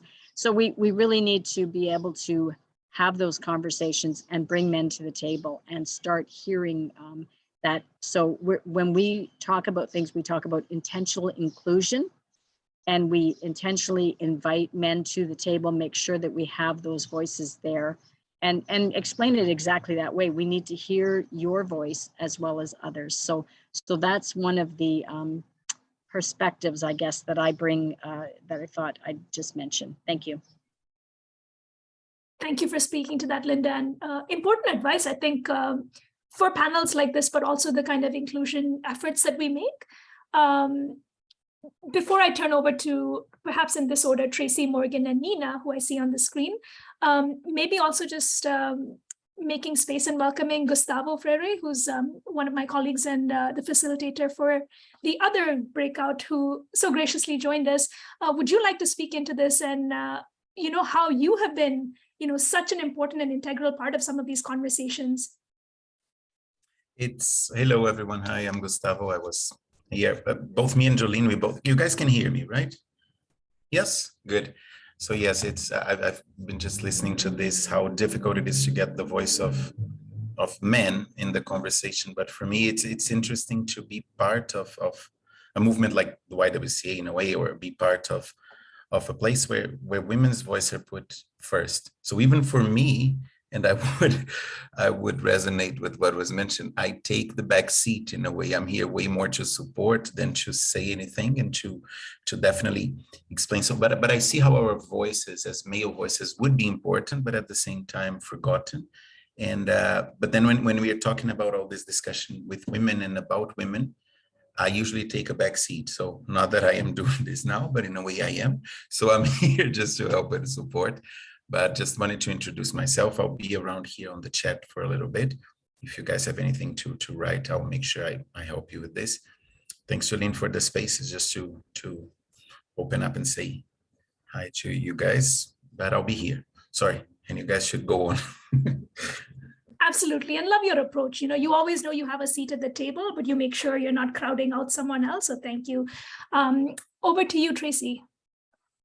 Yeah, I was initially just flagging Morgan's comment because I sort of picked up on this, something in which she said, or about the onlyness of the barrier, and programs that encourage both women and men to take on roles that can be transformative inside of a workspace. But she's in line, so I'll let her speak to that. And I guess I'll say, if anyone's interested in learning about, we're working with male supervisors, and I've been doing that over a couple of years. And I think, and we've had some criticism for our approach. We're actually caucusing men with a male facilitator, so creating a space where they can begin to approach these conversations and really talk about anything. And actually, it's sometimes hard for the facilitator because some of the stuff that comes up is not stuff you really want to hear, but it's where people are at. And so the facilitator is also specially trained to make sure that there's coaching up and coaching in, or that notion of, like, again, meeting people where they're at and being curious about where their perspectives come from, instead of like, don't you ever say that. It's mostly like, oh, that's okay, let's talk about that and let's unpack that a little bit. And when they develop a bit more of a baseline of comfort in the language, like some of them don't even feel comfortable approaching women. So when I think it was Bonnie said, you know, like actually asking a woman, what are her needs and what does she need in the workplace? Like, it's shocking the number of men who find that really challenging. And one of our action learning assignments is go have coffee with a woman after we've practiced some active listening sort of work and done some skill building around that. Go ask someone, and then they come back and they're like, oh my gosh, I'm going to do it again. So like, we think it is big stuff, but it's also like little things that just build that dialogue and narrative bit by bit, and then you got to revisit it. And of course, there's the bigger stuff happening. But I think giving folks those spaces where they can build their confidence, and we heard that a couple of times in the conversation, is like the confidence to like be different, to shift that worldview, to behave differently. It's actually a bigger leap for some folks, especially in environments that are kind of that culture. And I think it was Letitia who said that culture is so embedded. So though we're asking those people to go back in there and disrupt it. It's super hard amongst their peer group. So again, sort of building that confidence piece. Thank you, Tracy. And we need men to puncture the patriarchy too, right? It's across the gender spectrum for sure. Morgan, over to you. Yeah, so many things. Thank you. But so I'm a heavy equipment technician by trade for 13 years, and I've worked with organizations like Women Building Futures to get more women into underrepresented roles that are economic prosperity for them. And then I've recently switched into being a diversity inclusion specialist for my organization that I've pulled wrenches for a long time with Finning. And just so many things to what Tracy said about like, and even to what Letitia said too earlier on about like, that really resonated with me, instead of feeling called out to feeling invited into a conversation. And that's really where like that magic happens of culture change, is really a peer-to-peer one-on-one situation. As much as we can like waterfall down communications in organizations and go big, it's really like we need to empower more men. And I think like hearing Gustavo, the way he listens, I just think hearing those things makes such a huge difference in getting buy-in and humanizing it and making it normal. Because I think it's so intimidating for a lot of men, and they're so scared to engage that it just becomes overwhelming and they don't know where they fit in it. And one of the things that I've had the most success with on the shop floor is just like building those relationships one-on-one. And then it's been very cool as we see the number of female technicians come up, the amount of like bringing their whole selves that we've seen the change, because there is more vulnerability in the workplace. It just creates more of that for sure. Yeah, just there's a lot of different, I've totally lost my train of thought there, got so excited on like the peer-to-peer piece. I think it's just totally huge. But oh yeah, so in the inviting more men into it, I encourage you to like think of more opportunities. I know I was often, we're talking about those opportunities to engage more women earlier on, to present this as a career opportunity. And a lot of that comes from representation. So seeing a woman doing those roles, those STEM roles that they wouldn't typically see. So I would often be tapped on the shoulder early in my career and throughout to come and speak to like a class or go to the skills competition or something like that, so that they would see a female technician. That makes a big difference. But I've really pushed back within our organization to say, if you're asking a woman to come, also ask a man, because being able to sit through in that is like, that's going to be the biggest game changer. So whether that's a frontline leader or whether it's someone who's mentoring your apprentices, if you're asking that woman to come, don't single her out and make her the only one who's being asked. And then there's that feeling of like, oh, you get special treatment, you get to do these things. If instead you're asking a male technician to go with them or something, then they're seeing the value of it and why it's important. And also they're changing. And I totally agree with Tracy. Like, I think it's a perpetual momentum. If you can ask them to get on, if you can find those opportunities to get them on board, and that sort of happens one-to-one, then it's like, once you pull back that curtain, there's no unseeing it. It just perpetually grows from there really naturally. Thank you. Thank you, Morgan. And how empowering, how powerful to hear about how, you could work in a particular silo, a particular role, and how that work can fan out into the kind of change that you're, building and speaking up for. So important. I'll turn over to Alicia next, and then over to Chloe Marie. Well, hi, everyone. My name is Alicia Bjarnason. I'm with CC West, but I wanted to bring attention to a project that I had an opportunity to work on last year. It ties into a lot of the things that has been said here with regards to underrepresented populations within education, specifically within STEM and trades. I volunteered with the Alberta Women Science Network here in Alberta for quite a few years, and we had the opportunity to redesign our scholarship program last year through funding that we received from TC Energy here in Alberta. And there's lots of talk about using GBA Plus and incorporating that into what we do. But I found it very hard to actually find actionable things where it's happening. So we wanted to create an actionable example of using GBA Plus in a program. So we completely redesigned our scholarship program through an intersectional lens. We specifically focused on two groups that we know we lose them along the way. And one of that is the underrepresented, or the undergraduate program about 3rd to 4th year, where students won't necessarily always finish their programming due to some barriers they may find.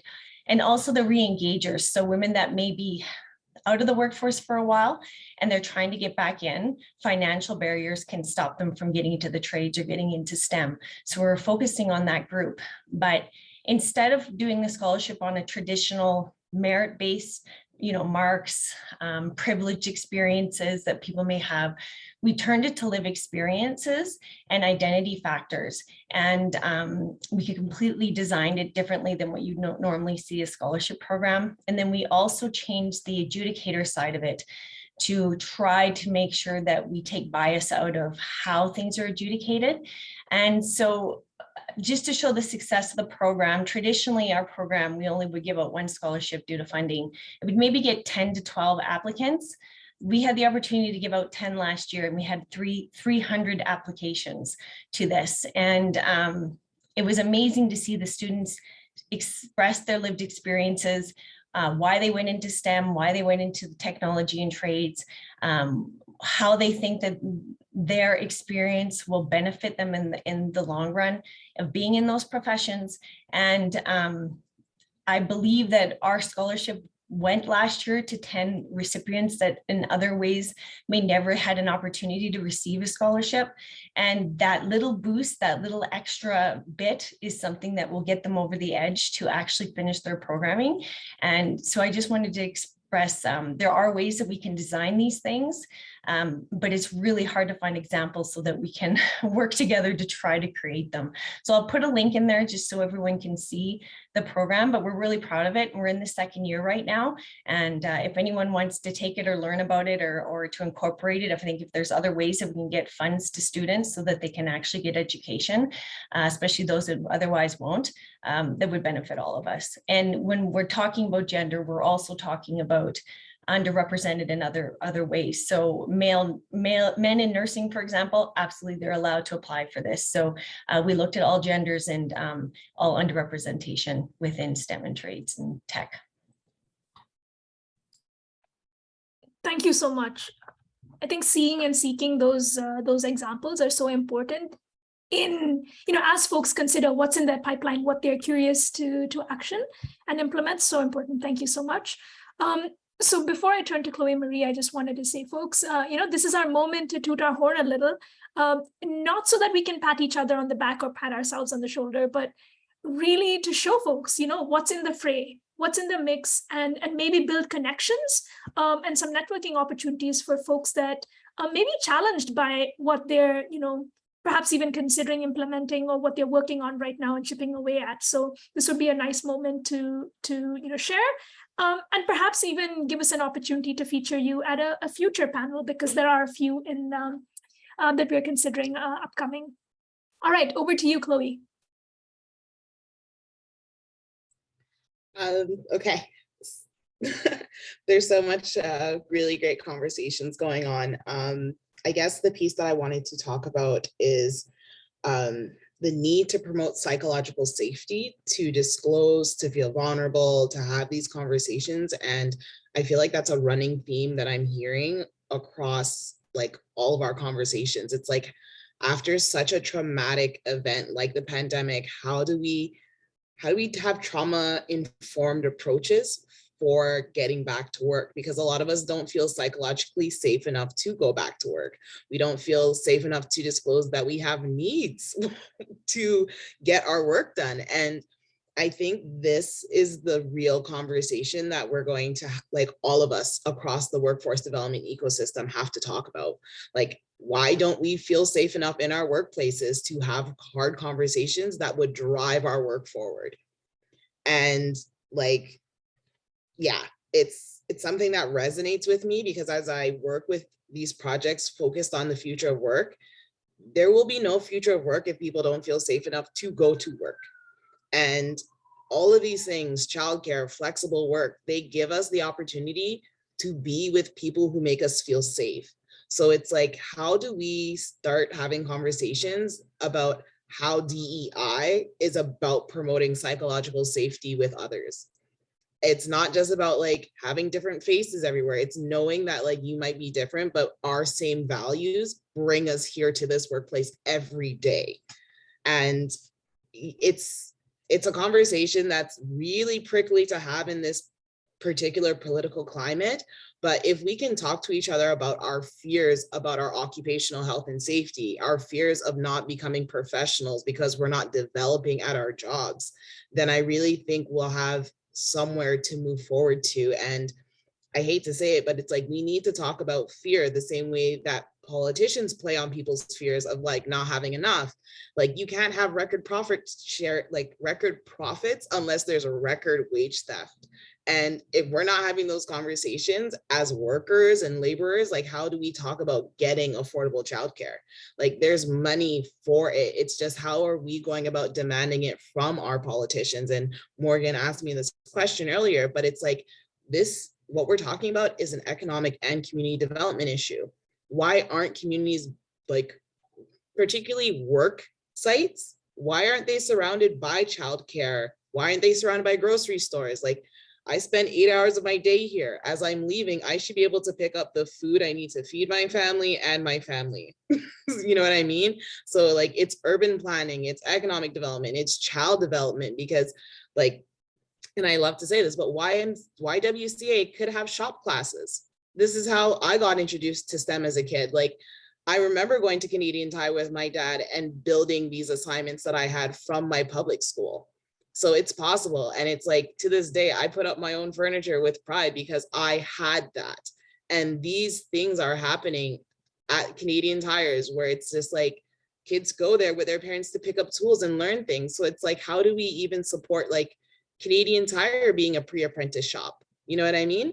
So it's, I don't know how to describe it, but it's just like, we all kind of need to work together to confront our fears of our own inadequacy and others seeing that, in order for us to move forward. And like, the integration of men's voices is a part of that, because it's like, there are men out there that want to be active fathers, but it's just like, they don't even know how to express that, because it's like, that's seen as weak at some points. And we as women need to be like, hey, it's a great thing you want to be a great father. Here's how you can support by getting on this petition and like pressuring your MP to get childcare. And like, that's my only thoughts about it. So it's just like, yeah, as a collective, we just need to come together and take all that fear we're feeling and bring it to our politicians and be like, we're afraid and this is how we fix it. So yeah, that's all. Oh my gosh, thank you for getting to the real stuff, right? The gritty, not so glamorous part of the work.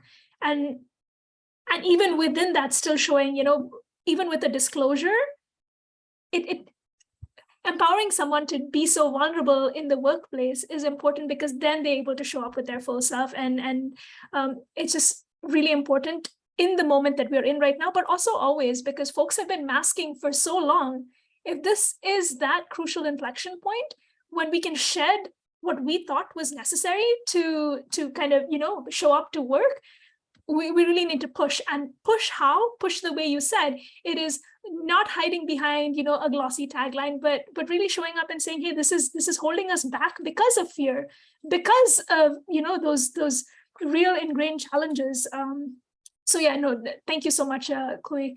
I did see quite a few questions in the chat and comments around this, inclusion of men into the conversation, into, social reproductive roles, into parenting. I was wondering if anyone would like to speak to that as well.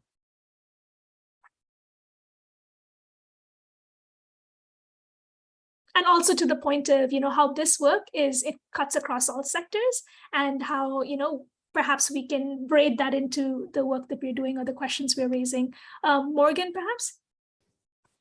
Sorry, I had sent it. I thought I sent it to the chat, but I just sent it to one person. So sorry, Bonnie. I love, Chloe, your call out to psychological safety. I think that's a huge, you look at not only DE&I, but all culture change efforts. So looking at safety culture in all different areas, psychological safety is our biggest barrier to getting, we're at a point with that culture change that we have every tool, every resource, we know everything that we should be doing, but we're still having horrible injuries all the time. And it's because we don't have that psychological safety piece. And even when you think of change management of technologies into businesses and stuff, it's that psychological safety and that ability to push back on it. And I think that's a huge opportunity where we can engage more across broader parts of the organization, and maybe even in that safety specific department, in DE&I, we have some lessons to learn. They're further ahead on the same culture change sort of journey that we have.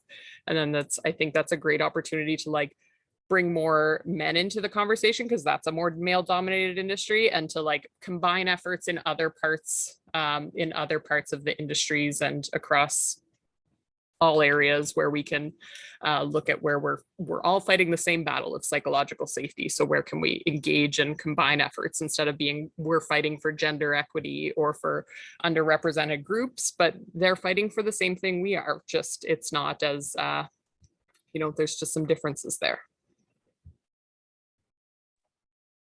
And thanks to the lot of you for creating a space here today collectively where we can have these prickly conversations where it's not just shining a light on those shiny, happy, successful pieces, but also really talking about what we're bumping up against, what is frustrating, what is really not helping us move the needle towards progress. And I think that's important too, to be able to vent.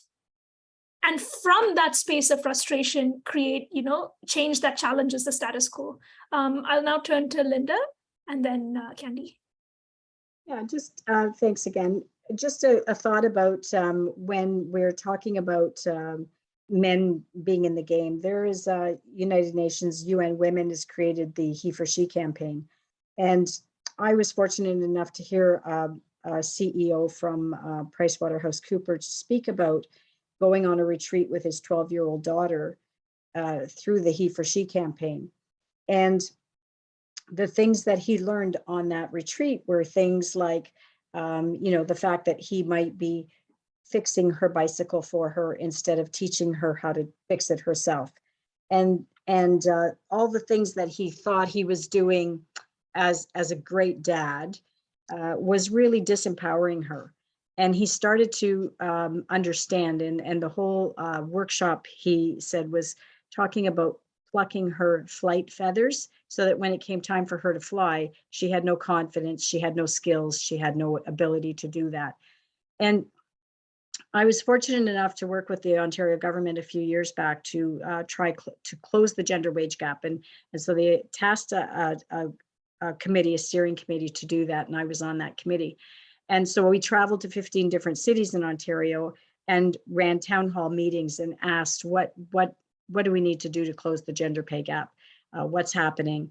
And inevitably, in every single city, at every single town hall, one woman would say, because it was almost all women, very few men attended those. One woman would say, women don't support women. Women are the greatest enemy of women. And I was shocked, coming from 30 years working in women's organizations for advocacy, where that's not the case. But out there in the public, out there in the workforces, women see this as a very truism, that women are the biggest enemy of other women. And so I started thinking about this He for She campaign, and I thought, we've got workshops and we've got all these things at our disposal for men to support women. but it sounds like we need something also for women to support women. And when Chloe was speaking just before, it kind of made me think about that. And I thought, you know, I think that's something that we should be working towards, are just simple workshops that advocacy groups can put on, and whether it's on Zoom or whatever, when women can come together and understand maybe how they might be hurting each other, with maybe not even realizing it, and try to remove the competition and try to get to a place where women are supporting women. And so that's just one thing I would really like to see us moving towards. So I just thought I'd share that. Thank you so much. That self-reflexivity piece is so key, because we know the road to hell is paved with good intentions. And that is something that we heard from our Born to Be Bold program participants as well, that intentions are great even when they're good, but what we want to see is intervention, right? That is where, you know, that's put your money where your intentions are. And that's so important, but also at an individual level, really turning that lens backward and thinking about how, you know, you might be trying to help, but you're actually clipping the wings of the folks that you are hoping to see fly. Over to you, Candy. Wow. So I had a totally different topic before Linda started talking now. I think I'll go back to my original one.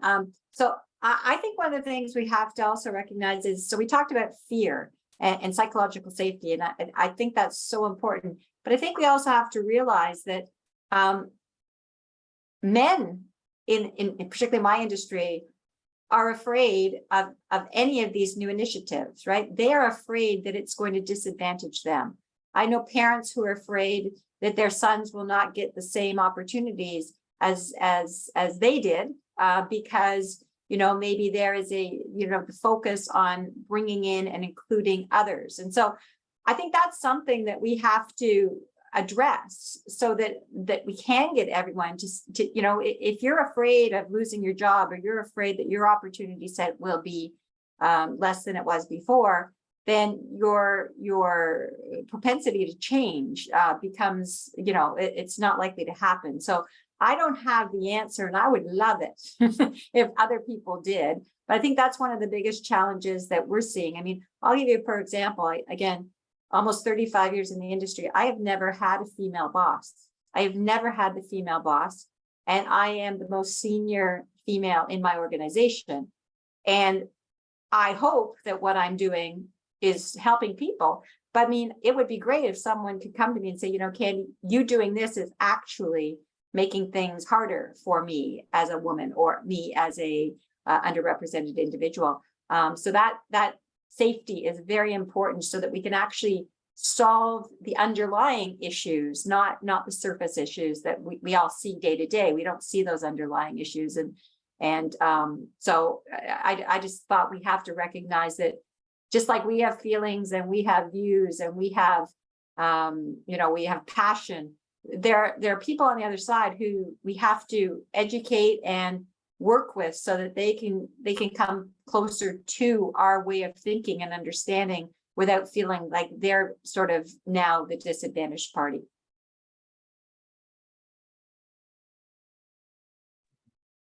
Thank you, Candy. And, you know, with all our consideration around flexibility, there was much that we as an organization had hoped to say afterwards. And, you know, you probably saw our agenda peppered with the next steps and other agenda items.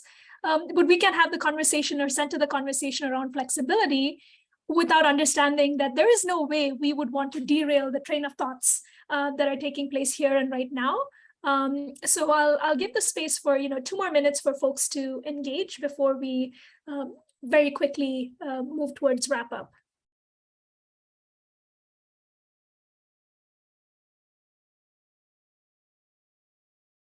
And if that in any way hushed the conversation, I am so sorry. I guess I'd like to make a pitch or a call to action that after this, like, if we can all just figure out like what regions we're in and start applying pressures to our provincial governments, like, I think that'd be great. Like, we're all constituents here, and we're all trying to do, we're all conspiring to do well by each other. And in this world of conspiracy, it's just like, I think that often gets glazed over for like what every single conspirator, there's 100 people conspiring to do well. So it's like, if we can figure out a way to organize like what we're doing and get government behind it, it would be great.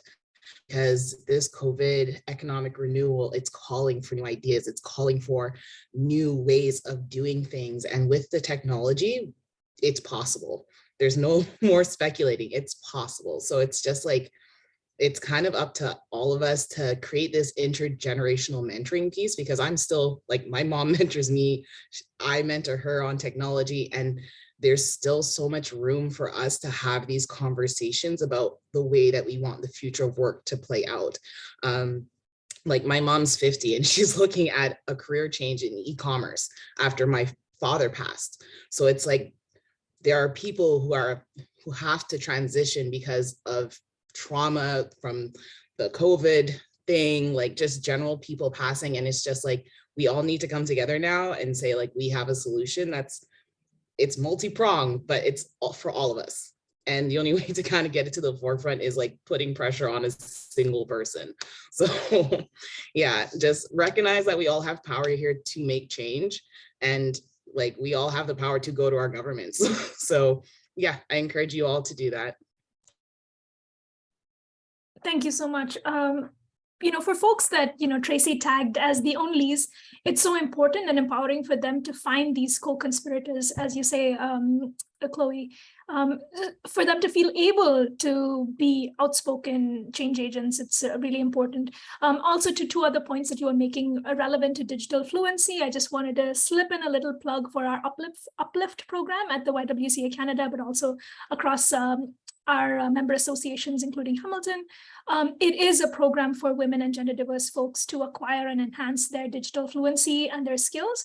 And so important as they, as the world of work changes, to really be future oriented and perhaps shift how it is or what it is they do.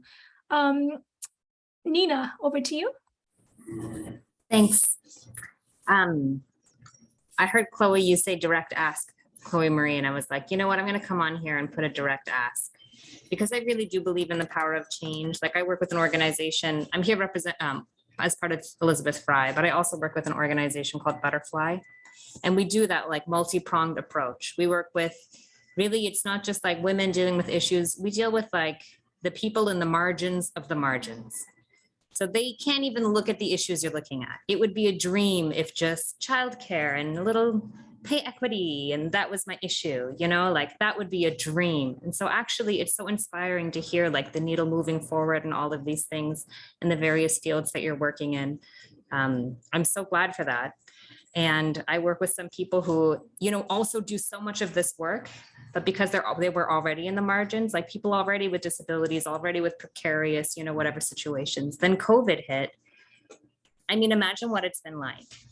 And so some people who did so much work like political organizing, grassroots activism, a lot of this stuff are now barely above water. And I just put together a couple of GoFundMes and a little website to explain a little bit about. So we have the power to make so much change and influence, but also on an individual level to do a direct give from one person to another. The impact is enormous. And mutual aid can be so much. So it's not always for like the bigger and us as like I forget who said that. We all also recognizing like our own leadership and position and what we can do. It can even be on like the tiniest little level. During the pandemic, I started just organizing people who had means. And I just mean like in the US, if you got a stimulus check and you didn't really need the stimulus check, then I asked everyone who knew someone who got one, who has another friend who could ask someone, or your parents or your cousins or people you knew or other people you went to university with, to just donate that stimulus check to like a migrant who wouldn't have gotten it, a sex worker who couldn't have qualified either, people like a trans woman of color who already had a precarious housing and then was homeless during this. And really for like these stopgap measures. And we started organizing that one person would be supported for 6 months or to a year, because it really takes that. We had people like sign on to, anyway, I don't want to go on and on and on. But as an example of a small direct something that you can do, we like changed lives for people because for 6 months they could stop panicking. And the psychological safety, if you want to talk about being trauma informed, when you are constantly thinking about financial need and that safety, you can't go beyond asking for anything else you need from somebody, or even asking for things that you need in your personal life while you're living on someone's couch. Anyway, thank you for letting me take up a little space to make this very personal, direct ask. If you go to that website, maybe you're just interested to read a little of our philosophy that we put on there, or you're curious to read these two people's stories. And one is just gotten some traction, and the other one hasn't yet. And it's constantly on my mind. So thanks for letting me plug this. Thank you, Nina. And it's moments like these when folks are feeling energized, where we need to shift that energy into the actual doing. It's so easy to feel immobilized at an individual level, but that redistribution piece, that mutual aid piece, never have we seen it work better and needed more than right here, right now, and over the past, 2 years and change. So hopefully that cascading effect will be triggered right here and right now, and we can, all hop into that call of action. Thank you so much. Folks, with an eye on the time and understanding that, you carved out, a whole afternoon, depending on where you are at, to join us and to stay on for so long. Thank you so much.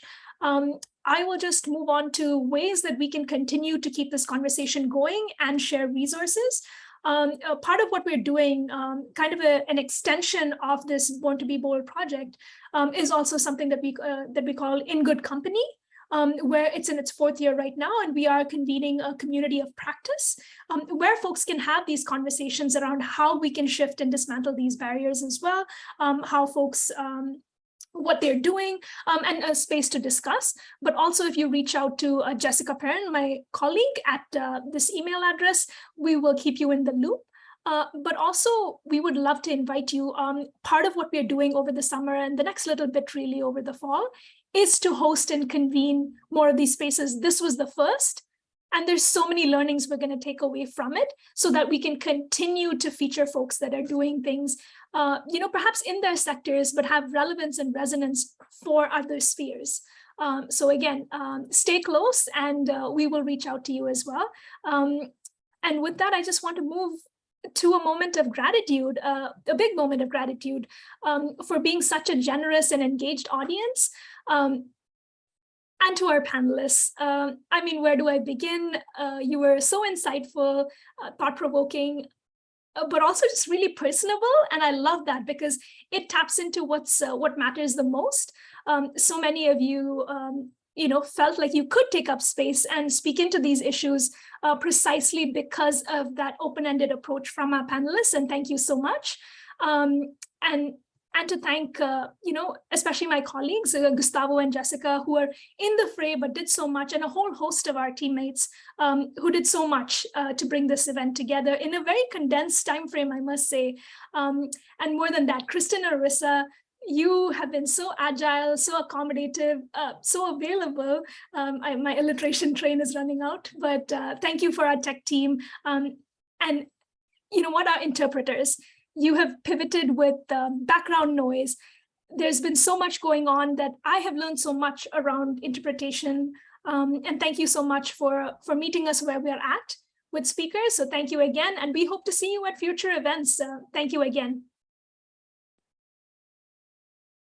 Have a great rest of your days.